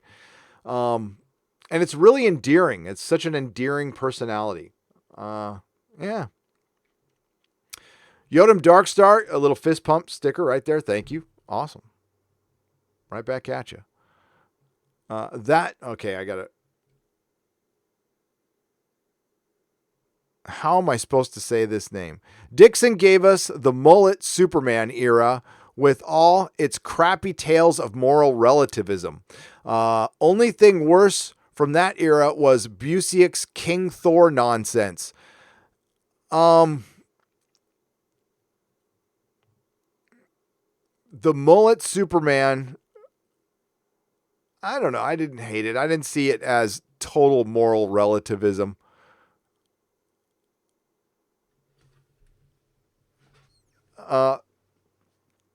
I'm trying to figure out how to say your name. Is it the thing that should not be? No, that's it. It's the thing that should not be without all of its vowels. For $5. Busiek was, I don't know. I thought he did a good job on the Avengers. His Thor stuff bored me. It bored me. So I wasn't that into his Thor stuff either. As far as the Superman mullet era, I didn't hate it. I mean, I hated the haircut. I really hated the haircut at the time. Couldn't stand it. But it was okay. I didn't really see it as, I mean, I haven't read it in 20 years. I didn't see moral relativism in it, especially from Chuck Dixon. But his Nightwing kicks ass, man. Nightwing kicks ass. Cannot deny that. JPRPH1 for $9.99. Thank you for the sticker. I appreciate it. Sean Carter, welcome. Thanks for upgrading to Gandalf. Excellent. You will get to see a members stream. Now, everybody's got their different tastes, though. Like Neil Gaiman's Sandman doesn't do anything for me. I've never liked it that much. People love it, froth over it, think it's the greatest thing ever. Some of the art was brilliant. Don't get me wrong, brilliant art. I liked the character. I liked the Endless, but I just didn't like Sandman. It was too, I don't know. I kind of, at the time, my description of it at the time was pixie and fairy dust bullshit. But now I love books of magic, but I didn't like Sandman very much. I know people love it, but I was just like, wasn't for me. But that's just me.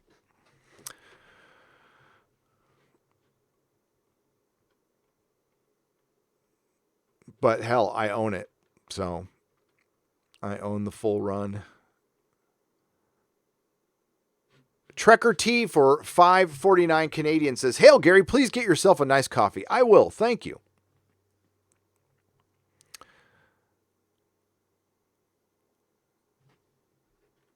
Michael Hulk for $5. Hail! It seems like if they don't come after the Lord of the Rings, the culture war will.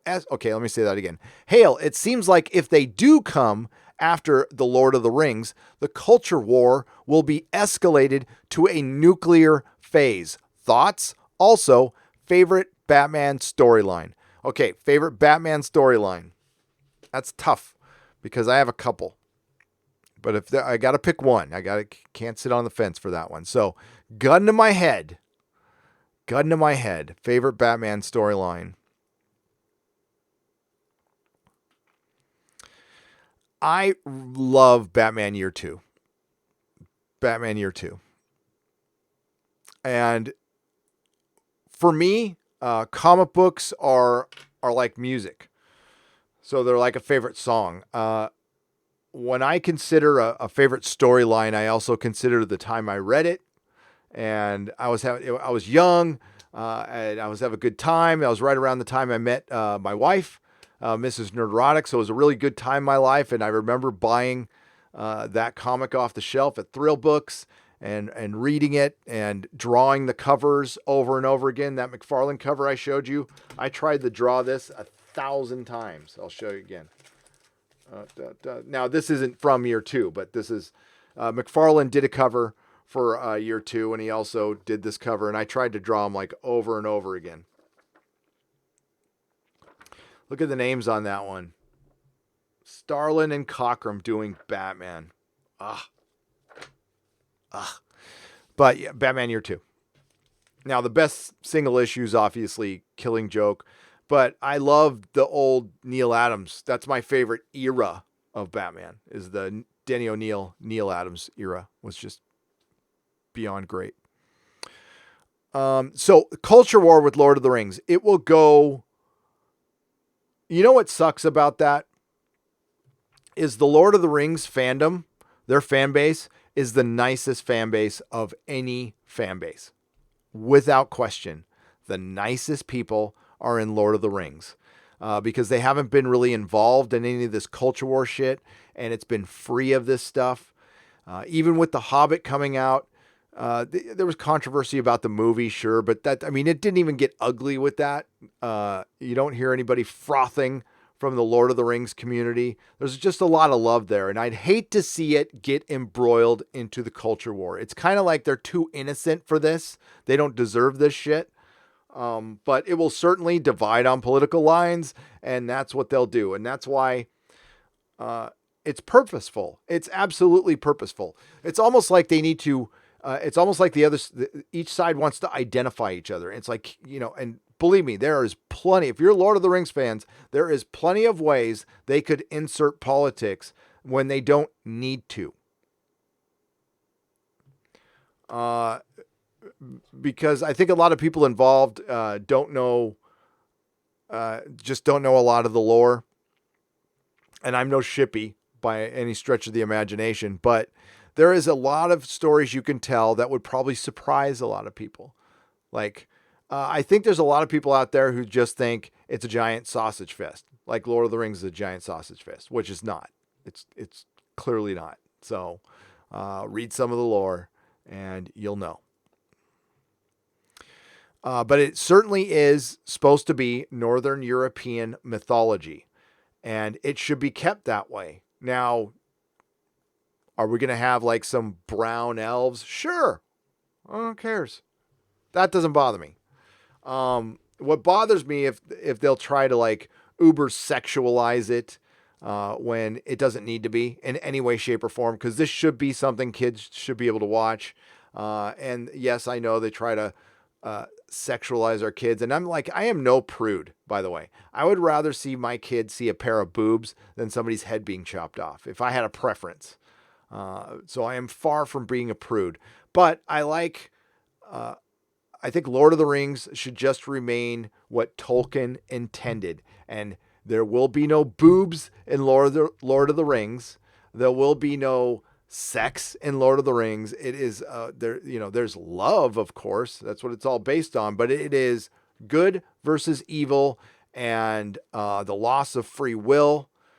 And there's a ton of themes in there. There's environmental themes in there, basic environmental themes about the industrial age and stuff like that. So there's plenty of themes that Tolkien was into that they can play with that would satisfy them as long as they put those messages in a genuine way, meaning we tell the story first.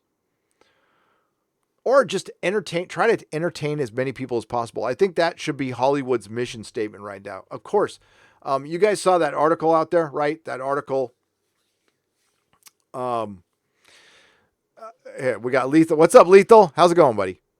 I'll get to that in just a second. So we saw that article that came out recently where all the movie stars and scientists signed this ambiguous bullshit thing asking for us to not suck and don't hurt. Basically, it said, don't litter, don't suck, don't be a consumer.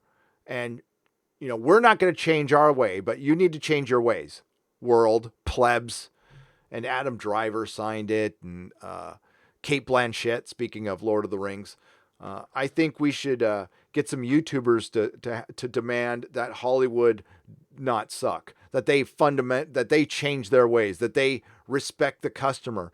I'm starting, we just heard recently that customer service, good customer service is considered an alt-right dog whistle. And I think they're getting really close to calling any fan who likes canon an alt-right Nazi at this point. So if you like canon, if you appreciate canon in Star Wars, you're obviously a Nazi.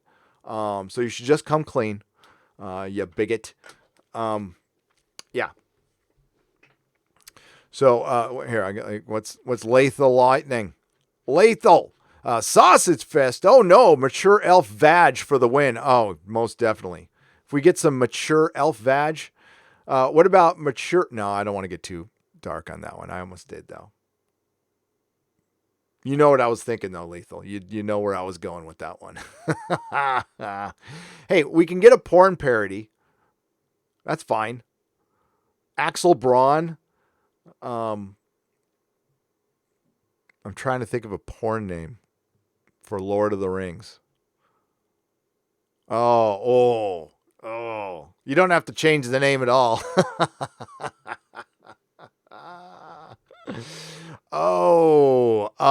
Hail Gary, did Decepticons Forever.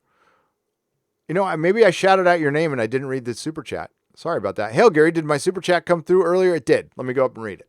I'll read it again if I read it before. Maybe I didn't. Sorry about that. Was that it? There it is. Okay. Them saying canon doesn't matter. It's fall fake anyway. Completely invalidates their job and insults the giants of whose shoulders they stand on. Indeed, Decepticons Forever, you are correct. But they don't care. They don't care because they don't have the talent. The thing is, there is posers. There's a bunch of people who probably lied on their resumes or got a job through a friend or maybe said they're lifelong comic fans when they probably looked at a comic cover one time and bought a pop vinyl and they consider themselves a hardcore nerd. Or they get, I don't know, they get a Princess Leia tattoo and all of a sudden it makes them an expert in Star Wars, right? So there's a lot of that bullshit going on right now. And that's why anybody who is insulting anyone who is in canon is a writer who doesn't want to do the research or is trying to save their ass because they're a poser. And I'm not trying to gatekeep. You can work in Hollywood. Just don't work on Star Wars until you've done your work. And Star Wars, Star Trek, Doctor Who, all those require homework. Those are jobs that require tons of research. Or get the fuck out. That's all. Not saying you can't work in Hollywood. Go work on Hawaii Five-0 or Keeping Up with the Kardashians or something like that. Stay the hell out of Star Wars. Because what you do is you end up bringing it down to Keeping Up with the Kardashians. And actually that's more entertaining than fucking Disney Star Wars right now, to be honest with you. Not that I would watch either anymore. Kip Ellis. Thanks, Lethal, by the way. Hope those strikes get lifted. And fuck Naughty Dog. Kip Ellis. Welcome to the proto-molecule level. I appreciate it. With kids now, storytelling is being replaced by documenting mundane aspects of life on social media. Kids don't read, which is the ground floor of understanding how to tell a tale. They don't dream. Angry Trollbot, that was good. For 10 Canadian dollars. Yeah, I mean, not all kids are like that, but a lot of them are. And a lot of the kids who are working in the industry have zero life experience. So yeah, there's nothing to write about. So all we're getting is, Zach mentioned it. Everything we're getting out of Kickstarter these days, if it's not a McFarlane action figure, which I'm not sorry to say I backed, it's the last thing I'll ever back on Kickstarter, is lesbian anthologies, slice of life stuff, which there's a market for that. Fine. It's not the comic book industry. And we certainly don't need to see She-Hulk sitting around and eating stuff. There's a lot of eating going on in comics. Food and comics do not go together. You know, like I think greasy fingers holding a comic book, and that gives me nightmares. Who's buzzing? Sorry, hang on a second. It's a chill stream. I could check my messages.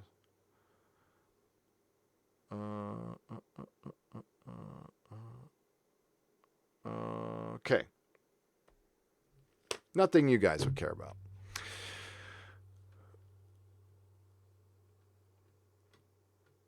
I think if it wasn't for Jar Jar Abrams right now, I think DC would kick Marvel's ass, both in comics and movies. And I would be happy for it. I think Marvel deserves a good kick in the balls right now. And it would be great to see. You know, DC in a lot of ways is more free in the film, and this is gonna. God, if it wasn't for Jar Jar, DC not being beholden to a set canon will allow them to tell better stories. They can tell multiple Batman stories at once, or multiple Superman, or whatever. They can do a lot of things that Marvel can't right now because they're in their phases, and that shit's gonna burn out. You're gonna see Marvel invent like a Max line for movies now, or an Ultimate line. It'll happen. Trust me. It'll probably suck too, but. So those celebrities who live above the clouds while us peons suffer at ground level, that's straight on Blade Runner. Exactly. It's Running Man. It's even, Hunger Games. I hate to use that analogy, but it is.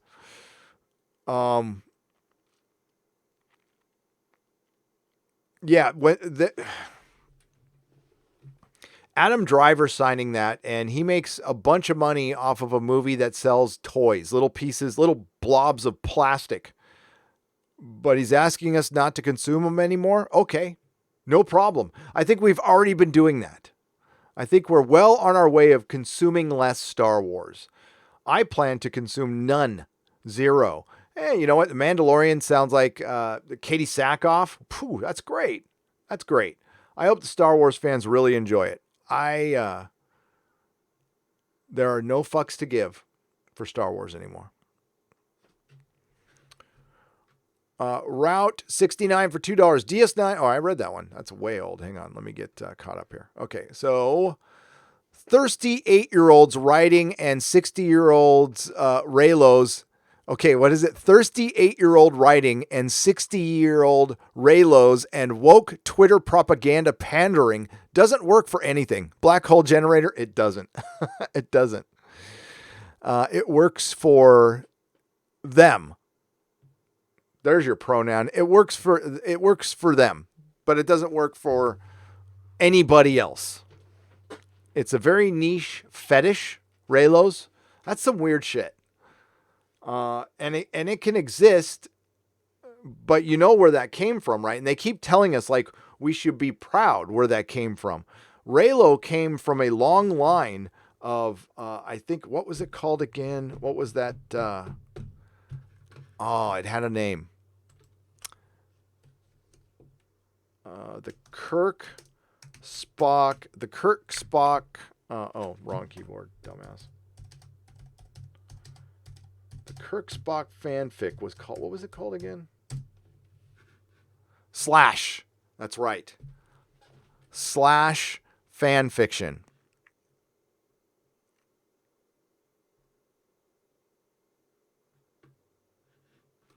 Yes, there was a lady who really wanted to see Kirk and Spock get it on because, I mean, she was basically the female Howard Stern who constantly wanted to see lesbians making out on the show. Oh, there's a female version of that, and she wanted to see Kirk and Spock, and she was one of the people who gave us fan fiction. Now, fan fiction was actually happening long before that. There were little kids in Australia and the UK writing their own Doctor Who stories in 1963 after the first couple of episodes aired. So there was kids writing their own Flash Gordon fanfic in the 30s. So yeah, fanfic did not come from that. They like to say it is, but that fetish did. Yeah, certainly. It just, it's weird. And it belongs on Pornhub. That's where it belongs. Gary, in 1984, Hollywood had creatives that could hide the warning in their movies. The Never-Ending Story is a perfect example. The Nothing is Corporate US. Those without dreams, hope are easy to control. That's true. Well, yes. In the book, 1984, there is a lot of stuff happening in 1984. I'm surprised it's still required reading at our state-sponsored institutions, especially here in San Francisco. I'm sending my kid to a religious school, to a Catholic school. I'm done.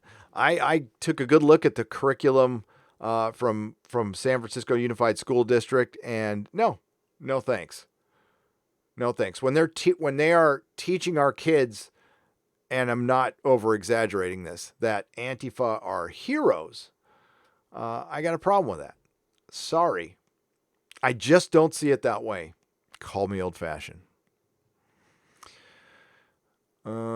Hell, some of them are probably in it. As a matter of fact, the guy who hit the person on the head with the bike lock was a instructor at San Francisco State, right? Yeah, I think so.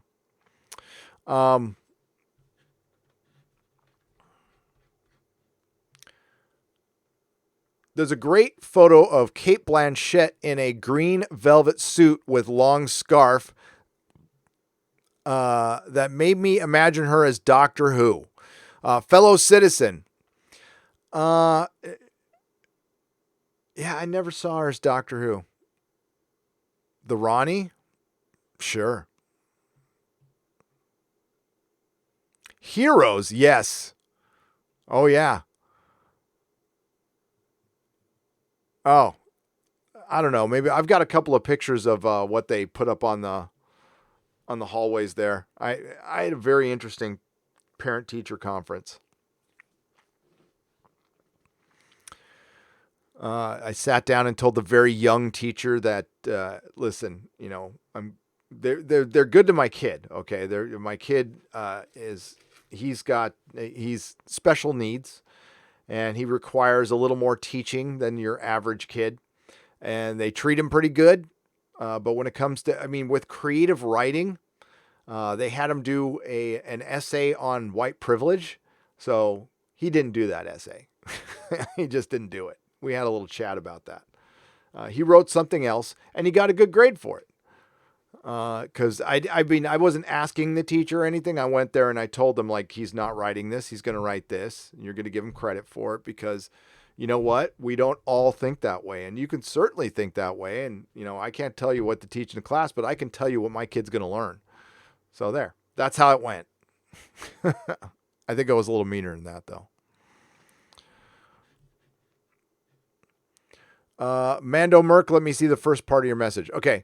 I hate the type of fan fiction. I was doing research for my Halo fanfic, an old idea from years back that I decided to revive. And I needed some reference material for elites. I saw, and I'm going to the second part here, I saw some very odd and weird and gross fan art. I know, I now have a migraine. Yes. I got curious when Jeremy started chirping up about the Raylo stuff. Honestly, I heard of it, but I never looked at it. So I looked at it one night, and Raylos are weird. They're definitely weird. They can be into it. They can be into whatever they want, but that's who they are listening to. The only thing I've ever asked of Disney Star Wars is ignore Twitter as much as you ignore us. But they love Twitter, the platform that doesn't really grow. They love frickin' Twitter. I gotta move my comics before they get munched. Hope everybody's doing great. Sorry I'm a little low key tonight, but I'm tired. Hail, Gary, what are a few of your favorite comic book covers? I think The Amazing Spider-Man 158 was my all-time favorite. I like Amazing Spider-Man 75, probably is one of, I use it a lot. That's a good one.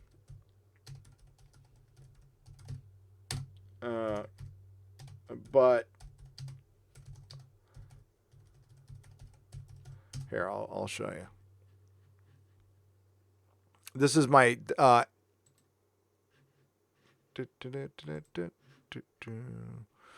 so I talk about this a lot. This is my all-time favorite run of Spider-Man. And it's written by my I would say my second favorite. I mean, Stan Lee's my favorite Spider-Man writer, but Roger Stern's my second favorite. All right, so Roger Stern is the shit. And this whole era, this was done by John Romita Jr., but you're not going to recognize it because Bob Layton was doing a lot of the finished art for him. But this is my, I can't show that. Hang on. Whoops. I hit the wrong thing. Boomer. You're not going to see a big picture of it, though.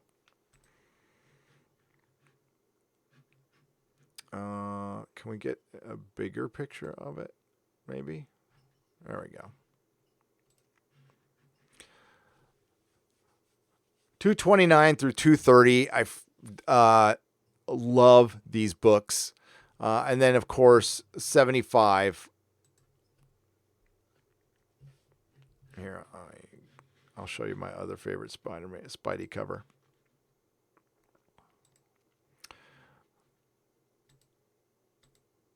And that classic McFarlane cover, I love.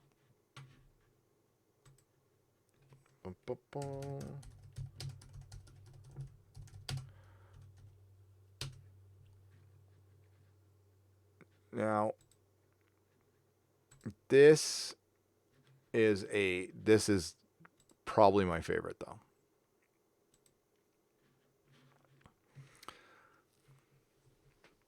Now, one of my favorite comic book covers of all time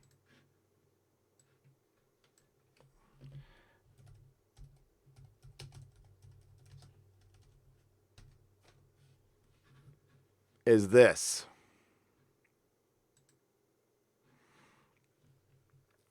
I have this tattooed on my now I don't have the Thing and Hercules and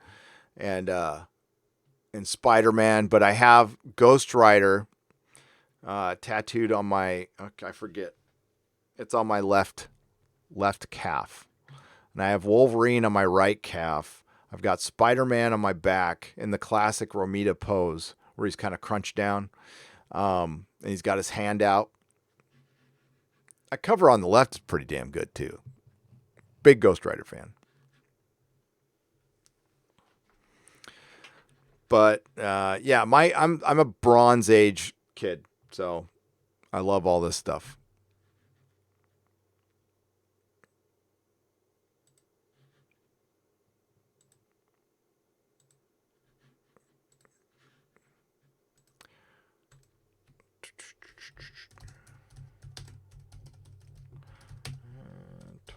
Torment.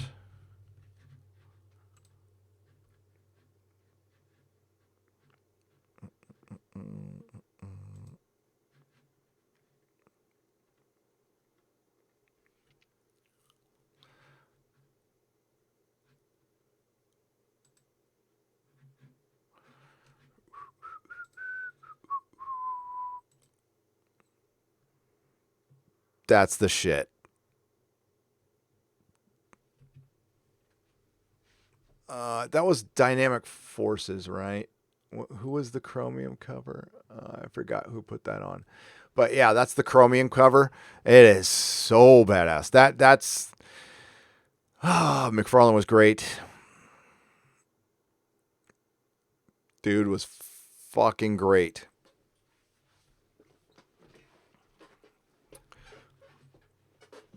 Toddy M.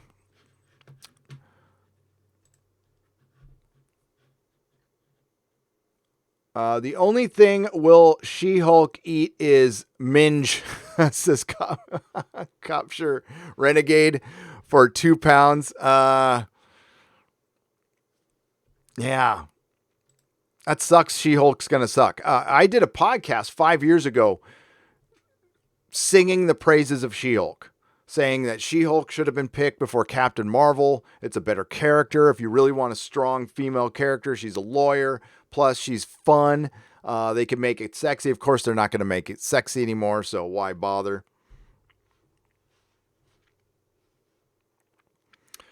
I got to show you my favorite Marvel poster, though. Hang on.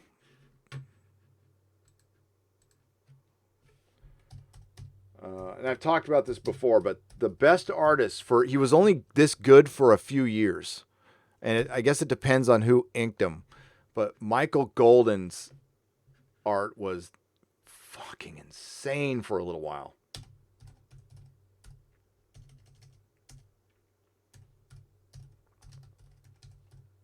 He had a poster in this ad in the back. Let's see. Let's get to images. He did Avengers Annual number 10, where Captain Marvel takes on Rogue. He did the art for that. Marvel fan. Yeah, that one's a good one too. Wait, this is a good cover too. Hang on.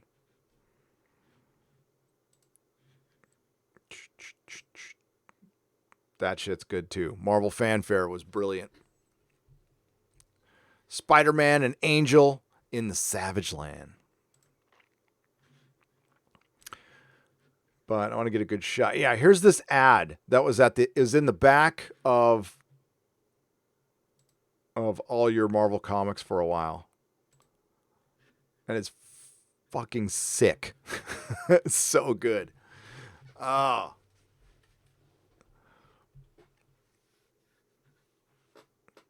He drew the best women. Spider-Woman he was so good at it. But yeah, I love that ad right there.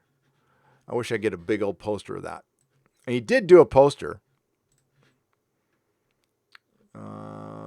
I don't like the modern colorization, but he did this, and you used to be able to send away for, I don't know if is this going to be porn? No, there's a bigger version of it.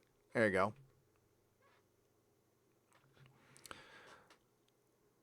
But look at his Storm. I mean, has legs for days right there. But he was one of the best.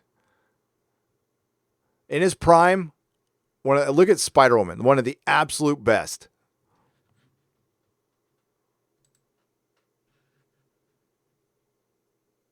Here, I'll move it over a little bit. Well, you can see it all. There you go. But it's good. Good shit.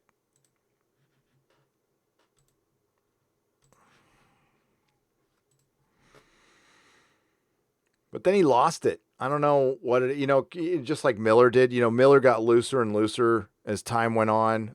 John Romita Jr. draws blocks now.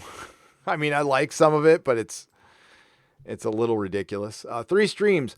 How can that blatant indoctrination of children go unchecked by so many in this freedom of thought loving country, i.e. your story, Gary? It goes unchecked because it's a cult-like mentality. I mean, that's all I can think of. I've always been anti-authority and cantankerous about that shit. So sometimes I just chalk it up to me being kind of anti, but not when it comes to that. I'm okay with my kid learning about tolerance and all. I mean, because it's really boring and ambiguous most of the time. It's fine. But when you get that specific with my kid, when you get that racist with my kid, I have a problem with it. And they don't know. They do not see it that way. No. That's not racist. I'm like, really? Okay. All right. Started The Expanse tonight. Can't wait to see what happens. 2 episodes in, and so far loving it. Dude, season 1 and 2 are brilliant. Enjoy it. You're going to have a good time. It's a damn good series. It's solid. Kapla, my man. The Price is Right review for $5. I don't know if you saw already the absolute stupidity that is Lucas openly saying they don't care about canon. What's the point of a story then?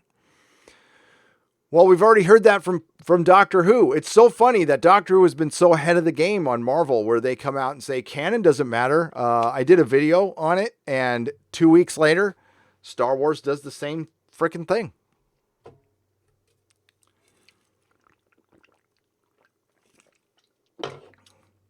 Well, all I can say is go ahead with that mentality and see how long you have a franchise. It won't be long. So you know what? In a way, you'll be right, because it won't matter, because it won't be there. Or more importantly, the customers won't be there to buy your gobbledygook of nothing matters.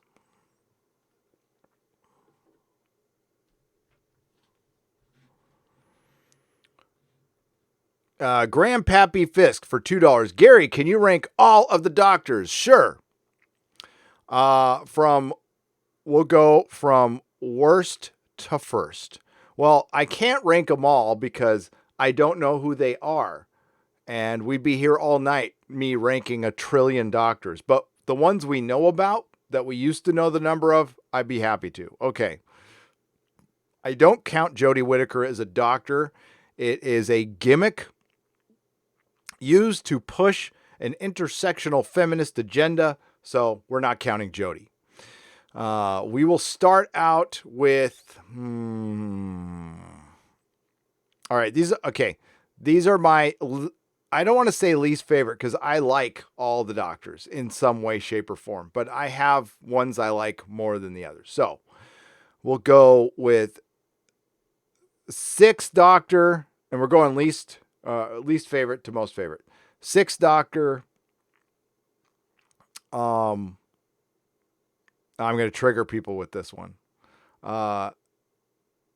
2nd Doctor. I know people love the 2nd Doctor. I do too, but I don't watch the 2nd Doctor shows that much. So I'm just going by what I watch. So 6th, 2nd, 7th. 1st Doctor. No, take that back. We'll go.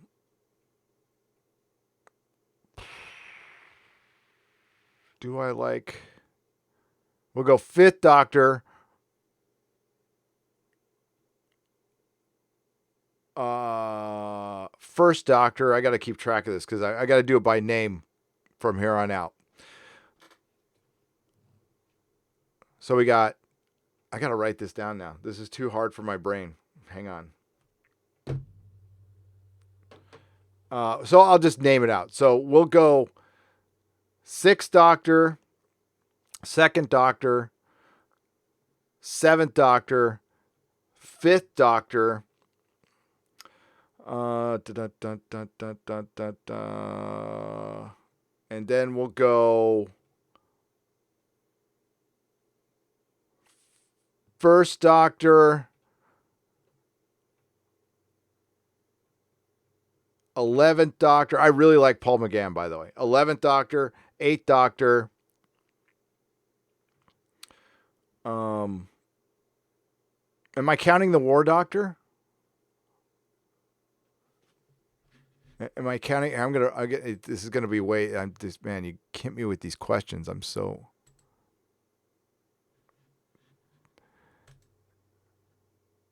I guess I could write them down by. My favorite Doctor is the 4th Doctor. My 2nd favorite Doctor is the 10th Doctor. My 3rd favorite Doctor is the 3rd Doctor. And I like Paul McGann is my 4th favorite Doctor. Now I'm counting Big Finish with that. I'm considering Big Finish in all these. So there you go. So we've got, we're going to go 4th and 10th and, 4th, 10th. I'll copy and paste it for you. 4th, 10th, 3rd,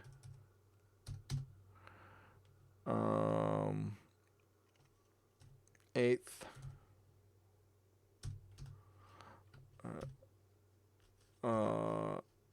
9th,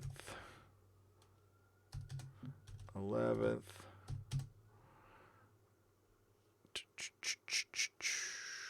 and we're going to go 1st,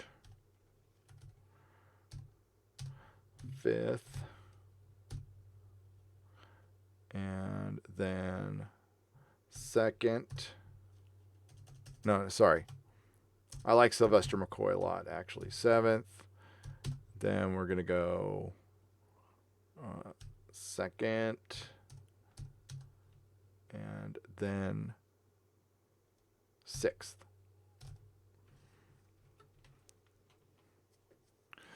So I'm trying to think if I missed any here. So it's 1, 2, 3, 4, 5, 6, 7, 8, 9, 10. Oh, Capaldi. I knew I was missing one there. Where am I going to put Capaldi? God, I hate to say it's pretty low on my list.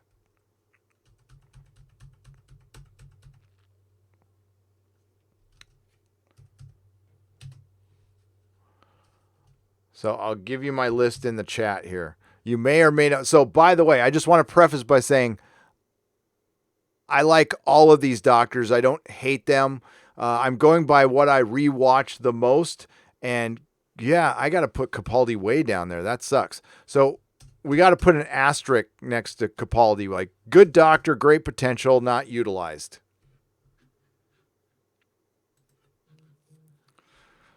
Not utilized. So we'll say, and I'm going by how many times I rewatch, and I don't rewatch Capaldi like at all. If I'm going to rewatch any Capaldi, it'll be the season 8, but I will not watch 9 or 10 again, probably. It died for me after series 8. There are good Capaldi episodes. There's very good Capaldi episodes, but I have no desire. I own seasons 9 and seasons 10, and I have no desire to watch them at all. Like, Bill was a decent companion when she wasn't telling us she was a lesbian all the time, but the identity politics in it were terrible. So I'm just making sure. It's hard to do numbers out of order in my head. So 4th, 10th, 3rd, 8th, 9th, 11th, 1st, 5th, 7th, 2nd, 6th, 12th. There you go. Here it comes. That's my order. But there's an asterisk next to Capaldi, which great doctor wasn't his fault. Okay, so I'll put a little asterisk there because I know a lot of and I respect the man and his knowledge of Doctor Who and everything. But if you're asking me whose episodes I'm going to watch the most, they're going to be the 4th Doctor, the 10th Doctor, the 3rd Doctor, the 8th Doctor, the 9th Doctor, the 11th Doctor, 1st Doctor, 5th Doctor, 7th Doctor, 2nd Doctor. And 1st and 5th kind of switch with me. I mean, they're great. They're all, but there we go. I've never put them in order. I've always people ask me what my favorite is, and I'm sure you got your favorite, but I've never put them in order before. So that's the first time. Good question. Good question. All the real doctors. I love the War Doctor too. The Big Finish stuff was good. Yes, just don't mix the regular fans who make fan contact with the Raylos. Yeah, well, who would do that?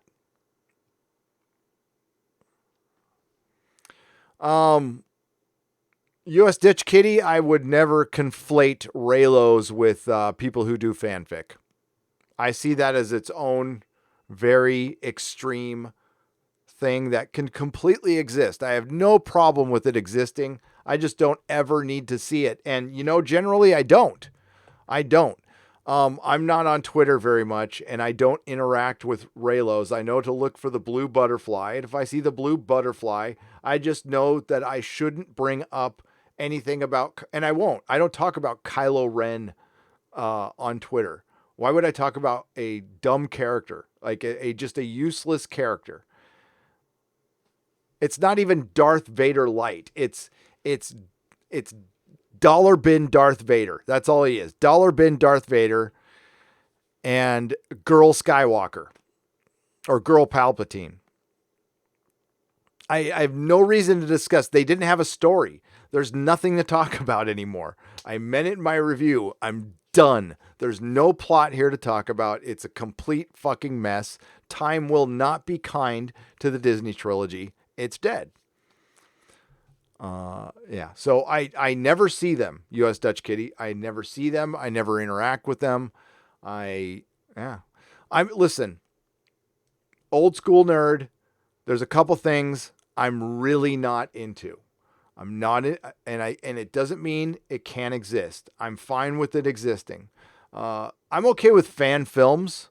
If people do fan films, that's cool. I'll watch a fan film. That's pretty cool. As far as a story though, not into it. But one thing I'm really not into is cosplay.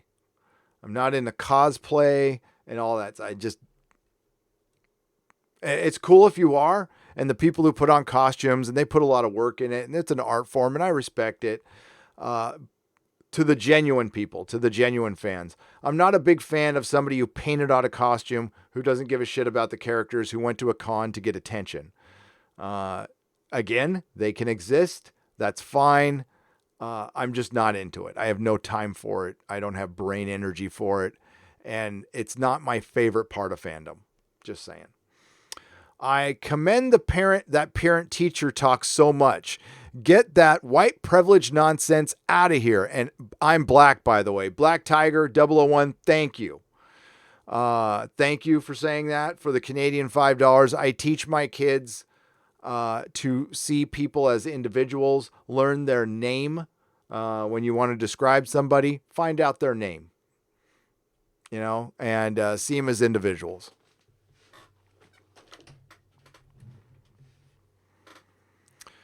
Hail, Gary. What are a few of your favorite I already read that one, so thanks. Black Tiger 001, thank you again for the $5 Canadian. Hail. US Dutch Kitty, $5. Hail. And Grandpappy Fisk for $2. Thank you for the good question and the Price is Right reviews, and Sean Carter and Capture Renegade for $2. The only thing, thank you. I read that one. 3 streams. Did I read that one?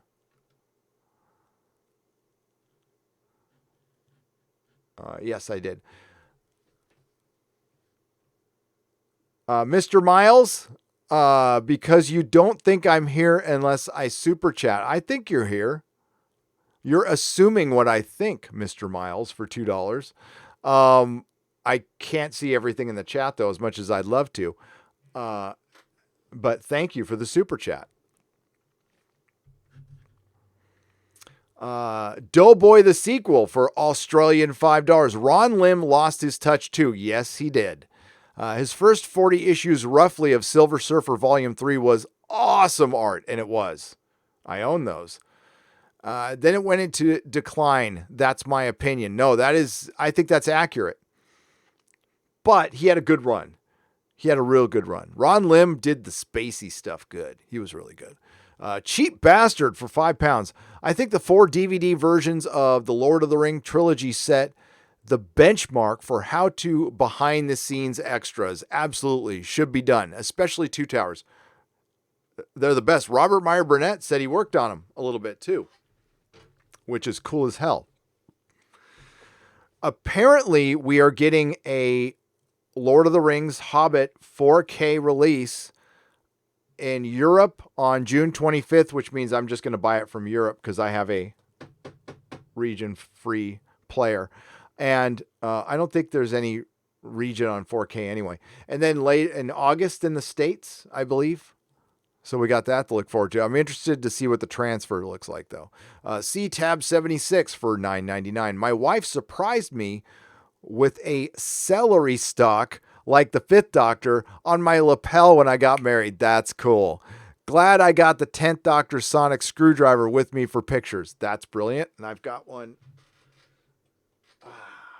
right here.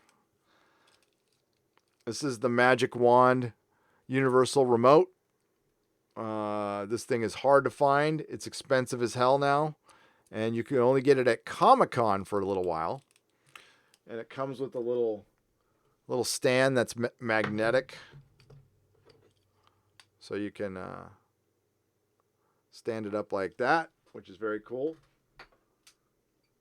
And that's right in front of my screen-used money from the Runaway Bride. They even got the producer.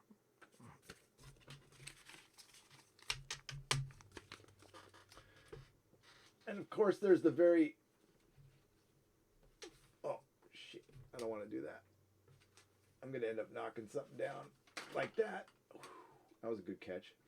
So, here's the other one. I do like Matt Smith's, although technically this is Capaldi's. Okay, this is the 12th Doctor one. Batteries are dying. And you can pop it up like that. That one's badass. It's going to beep on me, though, because the batteries are dying.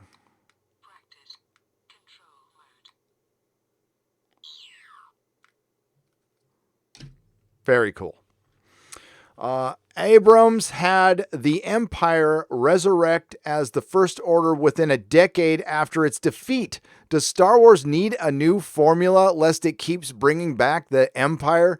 Yeah, bringing back the Empire was dumb, but that shows you how, I mean, they were lazy, Joseph Feely, because they wanted new characters. It was a soft reboot. That's all it was a soft reboot in canon using the old characters to lure in fans. It was fucking clickbait. The whole thing was clickbait. We all went to the movie thinking we'd see Han, Luke, and Leia, and they didn't put them together once on screen. That's the most retarded move in Hollywood history. That's like the Beatles agreeing to get back together and you have them record solo albums. It's fucking stupid. Norwegian Kryptonian for 109 Norwegian krona. Watched the last episode of Supergirl last night. I'm sorry. Surely during the filming of this, some of the actors must have said, this is shit. Shine on. Yes. But they get money. Listen, I don't like the girl who plays Supergirl. I don't think she looks like Supergirl. And the dialogue, like, people don't talk like that. It's some of the dumbest dialogue. Any Star Wars vehicles behind you? No. 3 streams. I own 3 Star Wars things. And it's only because they were personal gifts that I'll never get rid of. My curtains. I guess you can kind of see them right there. Hang on. They're in my closet right there. Those are my vintage curtains. And my poster by Bill Selby. A friend of mine painted a poster. I'll show you what it looks like. It's the first poster made. It was for the fan club. First poster made that wasn't a one sheet.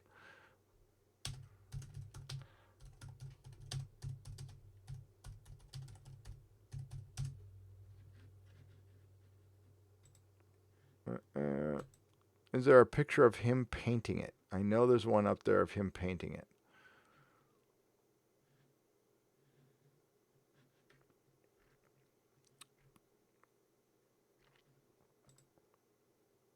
That's a terrible picture. There we go. There we go. That's better.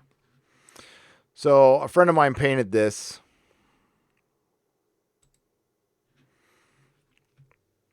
That's by William Selby. He also wrote a Twilight Zone episode. He's also a very old friend of mine from up here in San Francisco.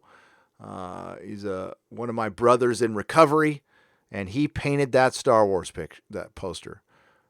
And you'll see his name should be scribbled somewhere on the right or left. Where was it? Here. It's on the left. So right here, can you see here? Right there is his name, Selby. And I got the AFI gift pack. George Lucas, when he did the AFI thing, they gave away a gift basket, and it's all the DVDs. It's just anything he did, and it's in a box that says George Lucas AFI, and I have that too. No more no vehicles. I'm done with Star Wars. Forever. They will never get another penny from me. These woke reboots always feature dialogue that sounds like it was lifted straight off of funny fan Twitter. Liz L, you know what that is? And you're right. It's Whedon speak. So everybody watched Buffy, and they do this bastardized version of Whedon speak, so much so, it now makes people hate Buffy, which sucks because Buffy's good. Buffy's good. Buffy did spawn a lot of clones, and it spawned an era of dialogue that's cringeworthy, but when Whedon did it, it wasn't cringeworthy. It was good storytelling. I know he's a nutbag, and I don't like the guy, and I won't support anything he does, but I love Buffy. It's something me and the Mrs. Nerdrotic love to watch together, and they can't take it away. And Angel too. Love Buffy, love Angel. My love will never change for those shows because they haven't tried to reboot, and I won't. They're going to try to reboot them. Not going to watch them. I don't care. But I love those shows.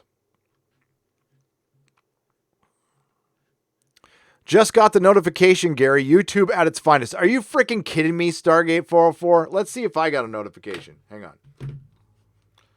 Hang on a second. Because I'm always logged in at Nerdrotic Live. So, let's see.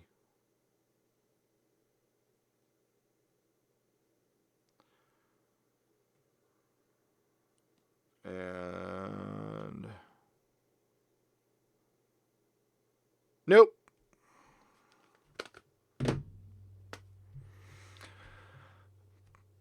Thanks for being here. Anybody who's here, I'm glad you're here. That's all I can say is I'm grateful you're here. There's not much I can do. I can yell at the cloud that is YouTube all I want. I've made contact with my content manager, whatever they're called. If you have over 100,000 subs, you get a person assigned to you.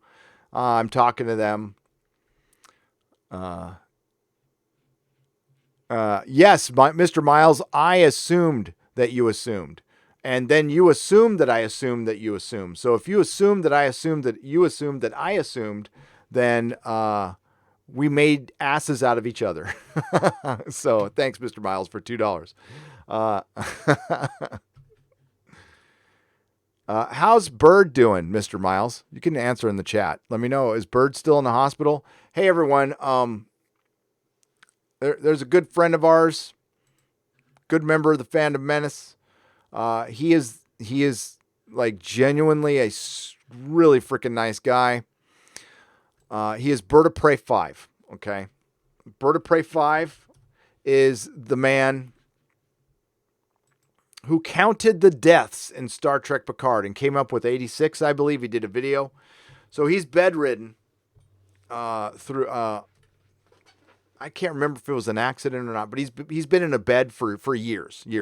So he requires assistance to do a lot of things, all right? And this guy makes the best out of it. He live streams and makes videos. He's really funny on the live streams. He's funny in the chat. You know, he doesn't whine about his condition like ever at all. So, I mean, he's got major NAD, this dude. Plus, he's a genuine nice guy. Well, he's in the hospital right now. It's a minor issue that any of us wouldn't have a problem with, but because he doesn't have the use of his legs and limited use with his arms, it's a very serious issue, especially since he's going to an emergency room, which could put him in danger of getting the beer bug, which he is. I mean, that could kill him. So, just some F's in the chat for Bird of Prey 5. Prayers, thoughts, and prayers. Again, he's a good member of our community. He's a nice guy. And he's, tough as nails. And, he's a little worried. His mom is worried. And he's also, I think, did Anti-Trekker get him over 2,000 subscribers? Hang on. Let me go check. Let's see, because I know he was close to 2,000 subscribers. Oh, wait. I always do that.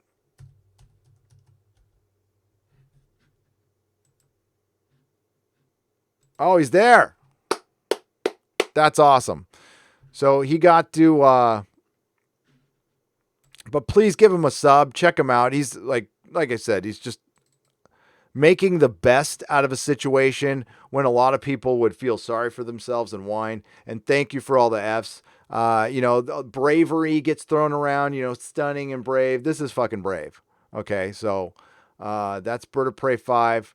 And hopefully he gets out of there soon. Safe and sound. Hopefully he gets the help he needs. And, thinking about you, buddy. Thinking about you, Joe. All right. So, thanks, everyone. Bird of Prey is a friend, so proud to have him as a friend. Hail, Gary. I'm curious, how about the Time Lords got access to the time vortex, and how did the Time Lords get the access to the time vortex in Chimmy's retcon? Who or what did they appropriate that from? Well, I think that's in Series 13, Loquacious Primate, for $5. That's a very good question. Where in the hell were Omega? Where was Rassilon? How do they not get effing mentioned when you're rewriting the entire canon? You don't wrench. I mean, that's ridiculous. It's such a great story, too. Omega got like fucked over. So, and if they bring Omega back, I want him like his ridiculous costume. I want it. It's got to happen. It's not ridiculous. It's great, by the way.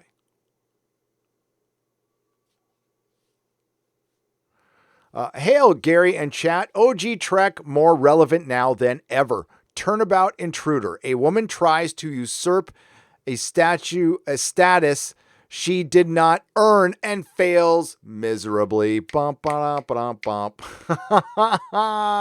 Bianca Blast. That's good. Australian $5. I love it. But Liz L, yeah, it's Whedon speak. It's these hacks are trying to do Whedon speak. Mr. Roboto for $2. You start your comic resurrection, Frankenstein tits. Frankenstein tits? Did you mean to say tits? Frankenstein? These tits. That was, I took my comics downstairs already. Into the comic wing of Nerdrotic Manor, which is funny. This manor is about the size of a condo. So,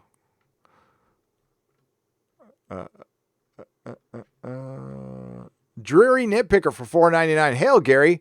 Heart goes out to Bird. Yeah, hail, Bird. I have a question. What's the best Battlestar? I've never seen any. P.S. Did you read my email? No worries on responding. I haven't read the email yet. I will respond, though. I'll let you know I at least read it. I'll go, hey, I read it. The best Battlestar. Ooh, that's actually a tough one for me. I like them both.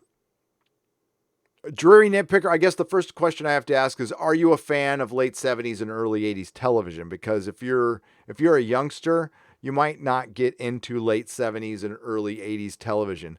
I love old Battlestar because I'm nostalgic and it came out when I was a kid and I thought it was just the shit. And Starbuck was straight up a ripoff of Han Solo, and Dirk Benedict did a great job. I love Starbuck, but I would probably start with the modern one. But honestly, I love the premise of Battlestar. The entire premise of it is great, and it's better than the actual show executed. Now, I wish they could do, honestly, if they did a Battlestar and James Gunn wasn't creepy and he did it in the spirit of Guardians not as musical, that would be cool. Because Battlestar, I mean, straight up, it's a Star Wars ripoff, so you need to have it with that spirit, but it could be better. It could be better than Disney Star Wars for sure, not better than OG Star Wars. But it's a great concept that wasn't fully, I mean, what Ron Moore did with the remake was ground it and make it very political, and I like that aspect, but I would like to see a Battlestar with aliens. So that's me. I love old Battlestar. One of my favorite episodes is from Galactica 1980, though, when they did the enemy mine thing when Starbuck was trapped on a meteor, right? Was it a meteor or a planet with a Cylon? It's a freaking great episode. I remember it confused me when I was 10, right? So I'm like, why is Starbuck back? I thought they got rid of him. Don't watch Galactica 1980. It's fucking awful. Although I own it. EVS just passed 750,000 on his second Frog book.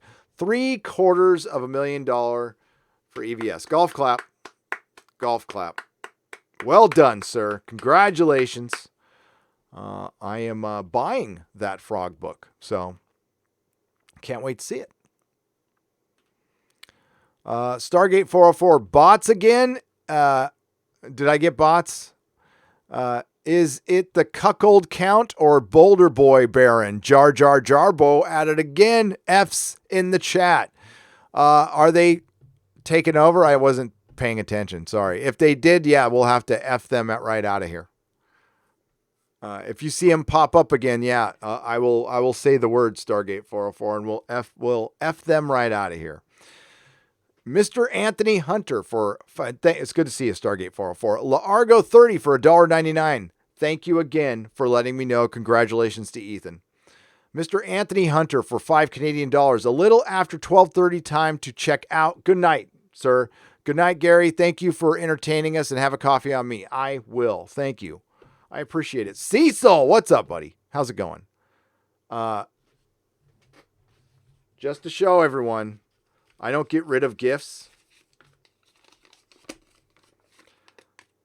My Cecil signed dollar. I will treasure this for the rest of my life, which will probably only be about 5 or 10 more years considering what I've done to my body, but I will treasure it for the rest of my life. Cecil says, thanks for catering to my horrible sleep schedule. My pleasure, Cecil. My pleasure. We got to get you on soon, man. We got to get you on. Cecil is love, everyone. The John Beck for $2. OG Battlestar Galactica is better. Much better, in my opinion. A lot of people say that. I'm not going to argue with that. I like them both. Tell you what, new Battlestar Galactica had pretty decent action figures, but I like the older ones better. I like the Choke Hazard Vipers. They're freaking great. But listen, hang on. I got my Vipers over right there. There's a Viper and there's a Galactica right. I want the big one. There's my Cylon Raider right there. So I got him. Oh, you can see my comic rack. There's my Doctor Who closet here. I'll just show up my Doctor Who closet. It's backlit now and everything. Here, we can show the rack too. Oh, damn it. There, we'll just be a little crooked. That's fine. Where was I?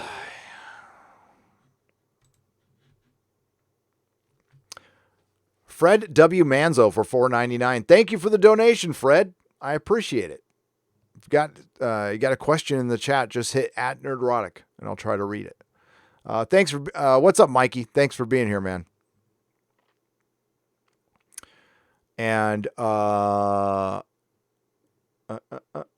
since Star Wars is dead, started Stargate SG-1 yet? Not yet. Stargate 404 for $2. I watched The Venture Brothers tonight. Disc 1.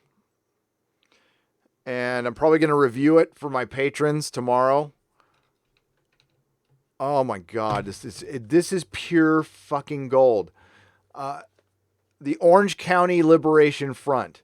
There's so many jokes about that right now because we have the protesters in Orange County, right?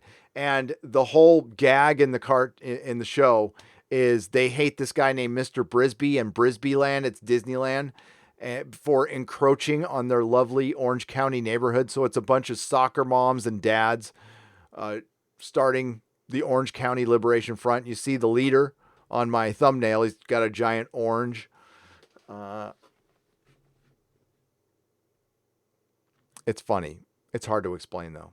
There's deep lore with Venture Brothers, but it's funny. It's got great things like Baron Underbite and Girl Hitler and Tiger Balm. And yeah, good shit. It's good shit. Is it time for Marvel musicals since comics are dead? Mr. Roboto, I saw one of the Access Media sites trying to push the Spider-Man musical, Marvel Spider-Man Rocks. Believe me, that's the direction we're going. Honestly, comics, the CW superhero shows are Glee. It's everybody from Glee, and I'm surprised they haven't just started singing every time. It is superhero shows for people who really love musical theater. Okay? Not a fan of musical theater, but I am a fan of Rocky Horror. and Tommy, that was a good play, and Wicked because I have a weird fetish for green girls. It's a long story, but I like green girls. It's a thing. It's Yvonne Craig, Star Trek. Long story. And to me, like Yvonne Craig was one of the hottest women who ever lived, period. In her Batgirl costume. All right. That's when I knew I liked girls at a very early age. I think it was like 4. When I was 4, I really liked Batgirl. Mr. Anthony Hunter, welcome to the Proto-Molecule level. I appreciate it. Thank you. You'll get a member stream this Sunday at 12 p.m. Pacific. I'm 33 and I love classic sci-fi. I heard it was an amazing show. I'm super curious. Hail to EVS. He sent me a signed copy of several comics and drawings. Cool. Jury Nitpicker and hail at EVS. I found some of his original art on sale at, I forgot, I was looking for, I can't tell anybody. Never mind. Last time I blabbed something on a live stream, somebody swooped me, and I'm not going to get swooped. I'm not going to get swooped on this. So I'll tell you the story after I buy the thing. But I saw some Flash EVS art for pretty cheap, and it's a full page. But I'm not telling. Now I got to buy that thing tonight. For free. Awesome, dude. Hail, everyone. That's cool as hell. Well, I got my frog book on the rack somewhere. Oh, is it? Yeah. Is it behind? Oh, there it is. There's my frog book. There's Jawbreakers. So sorry to hear about Kickstarter.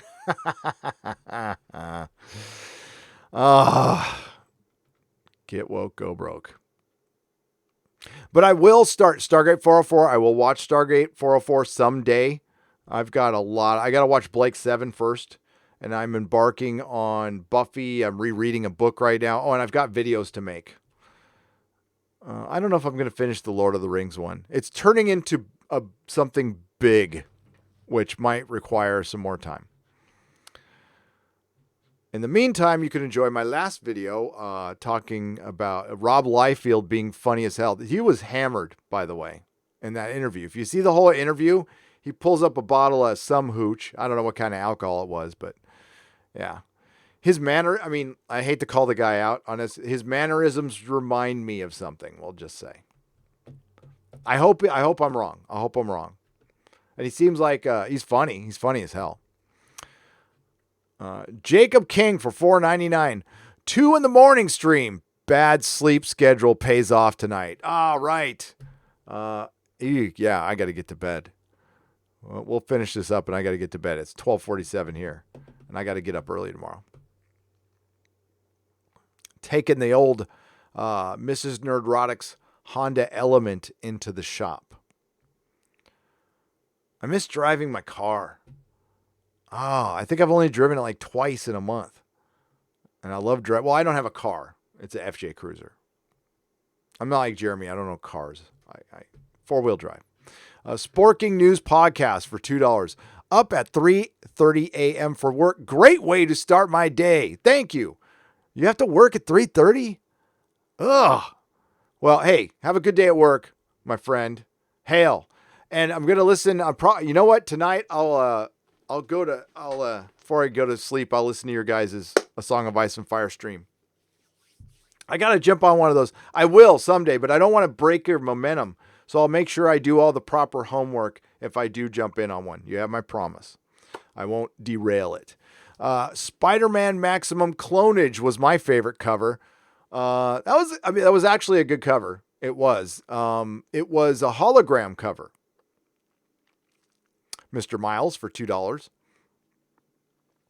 Double Dutch for X-Men Alpha was a damn good cover. Hell yeah. That was Mad. That was Madrero. Double Dutch for $5. Would it have been stupid for Disney Star Wars to be the rebels and Empire remnants coming together to face an outside threat? No,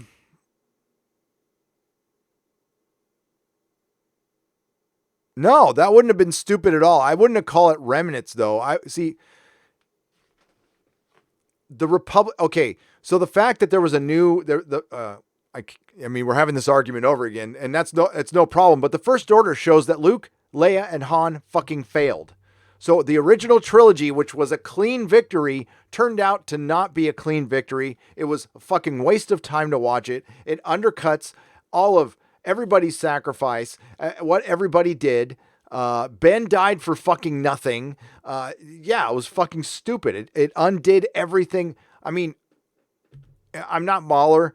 I could do a 9-hour video breaking down every 5 minutes of the Disney trilogy, showing each thing that undoes the original trilogy. And let's not even talk about the prequels, what it does to the prequels. So it's fucking terrible. So it doesn't count. It's garbage. It's tacked on garbage. And the worst thing about it, the biggest insult of all, was the way Disney treated its fans. They thought these fucking idiots will buy anything. It doesn't really require that much work. Now, did they say that out loud? Did they think that did they even think it that sinister? No, they didn't. They just thought that they'd be able to get away with it because Jar Jar Abrams is a very good rationalizer. He can rationalize himself into doing anything. He rationalized the fucking Force Awakens, which was the laziest piece of shit ever. They remade A New Hope. They gave nobody any characterization, and they passed the buck to the next guy. And then they tried to say, we were just setting the table. So Jar Jar set up some mysteries that he had no end game for.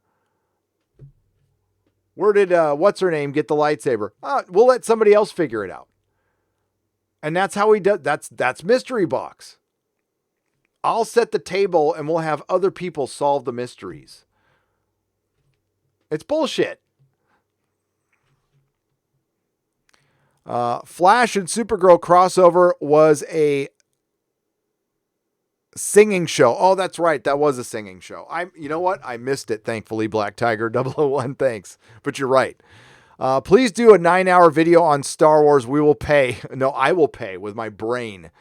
I'm already doing a stupid long one on Picard that's probably not going to be done. I mean, it's Mahler level. I mean, it's not going to be his quality. Okay, I'm not as smart as Mahler, but he's definitely more educated than I am. But I'm taking my sweet ass time with Picard, and I've got the same. I have my shirt. I have to wash it, and wear the same shirt. I have 20 minutes recorded so far, and I'm only 3 episodes in, so it's gonna be long. It's gonna be at least an hour and a half long.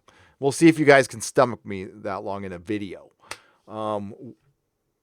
So yeah, maybe if I run out of material, sure, Mr. Roboto.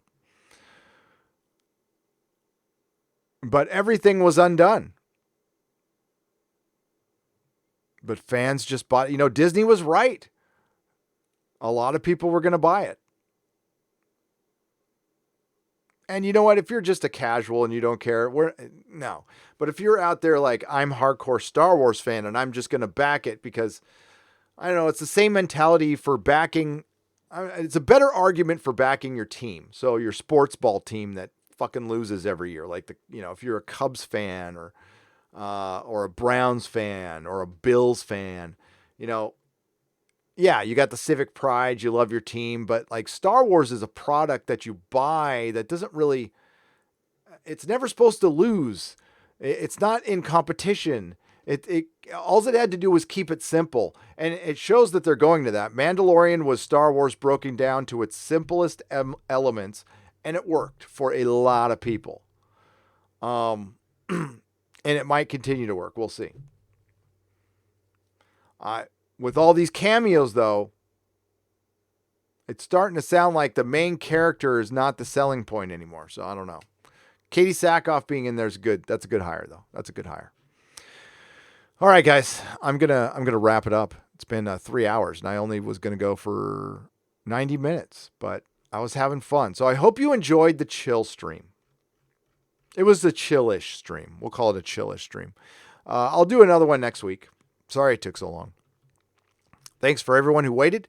Thank you to all the Nerdrotics. Thanks for everyone who donated with super chats. I'm humbled and I thank you that you hung around with me we had over 1,700 people hanging around listening to me blabble in the middle of the night. So that's amazing. And we had 926 likes. That's great. 3 new members. Thank you. If I missed a super chat, I will make it up on tomorrow's nooner. So I'll be back at 12 for the nooner. 12. We'll say 1. I'm going to move it to 1 because I need to sleep. So we'll say 1. It'll be 1. I'm going to push it back to 1. All right, everyone. Have a good night. Thank you very much. Not all who wander are lost. What's up, Douglas? Good to see you, man. And may the wings of liberty never lose a feather.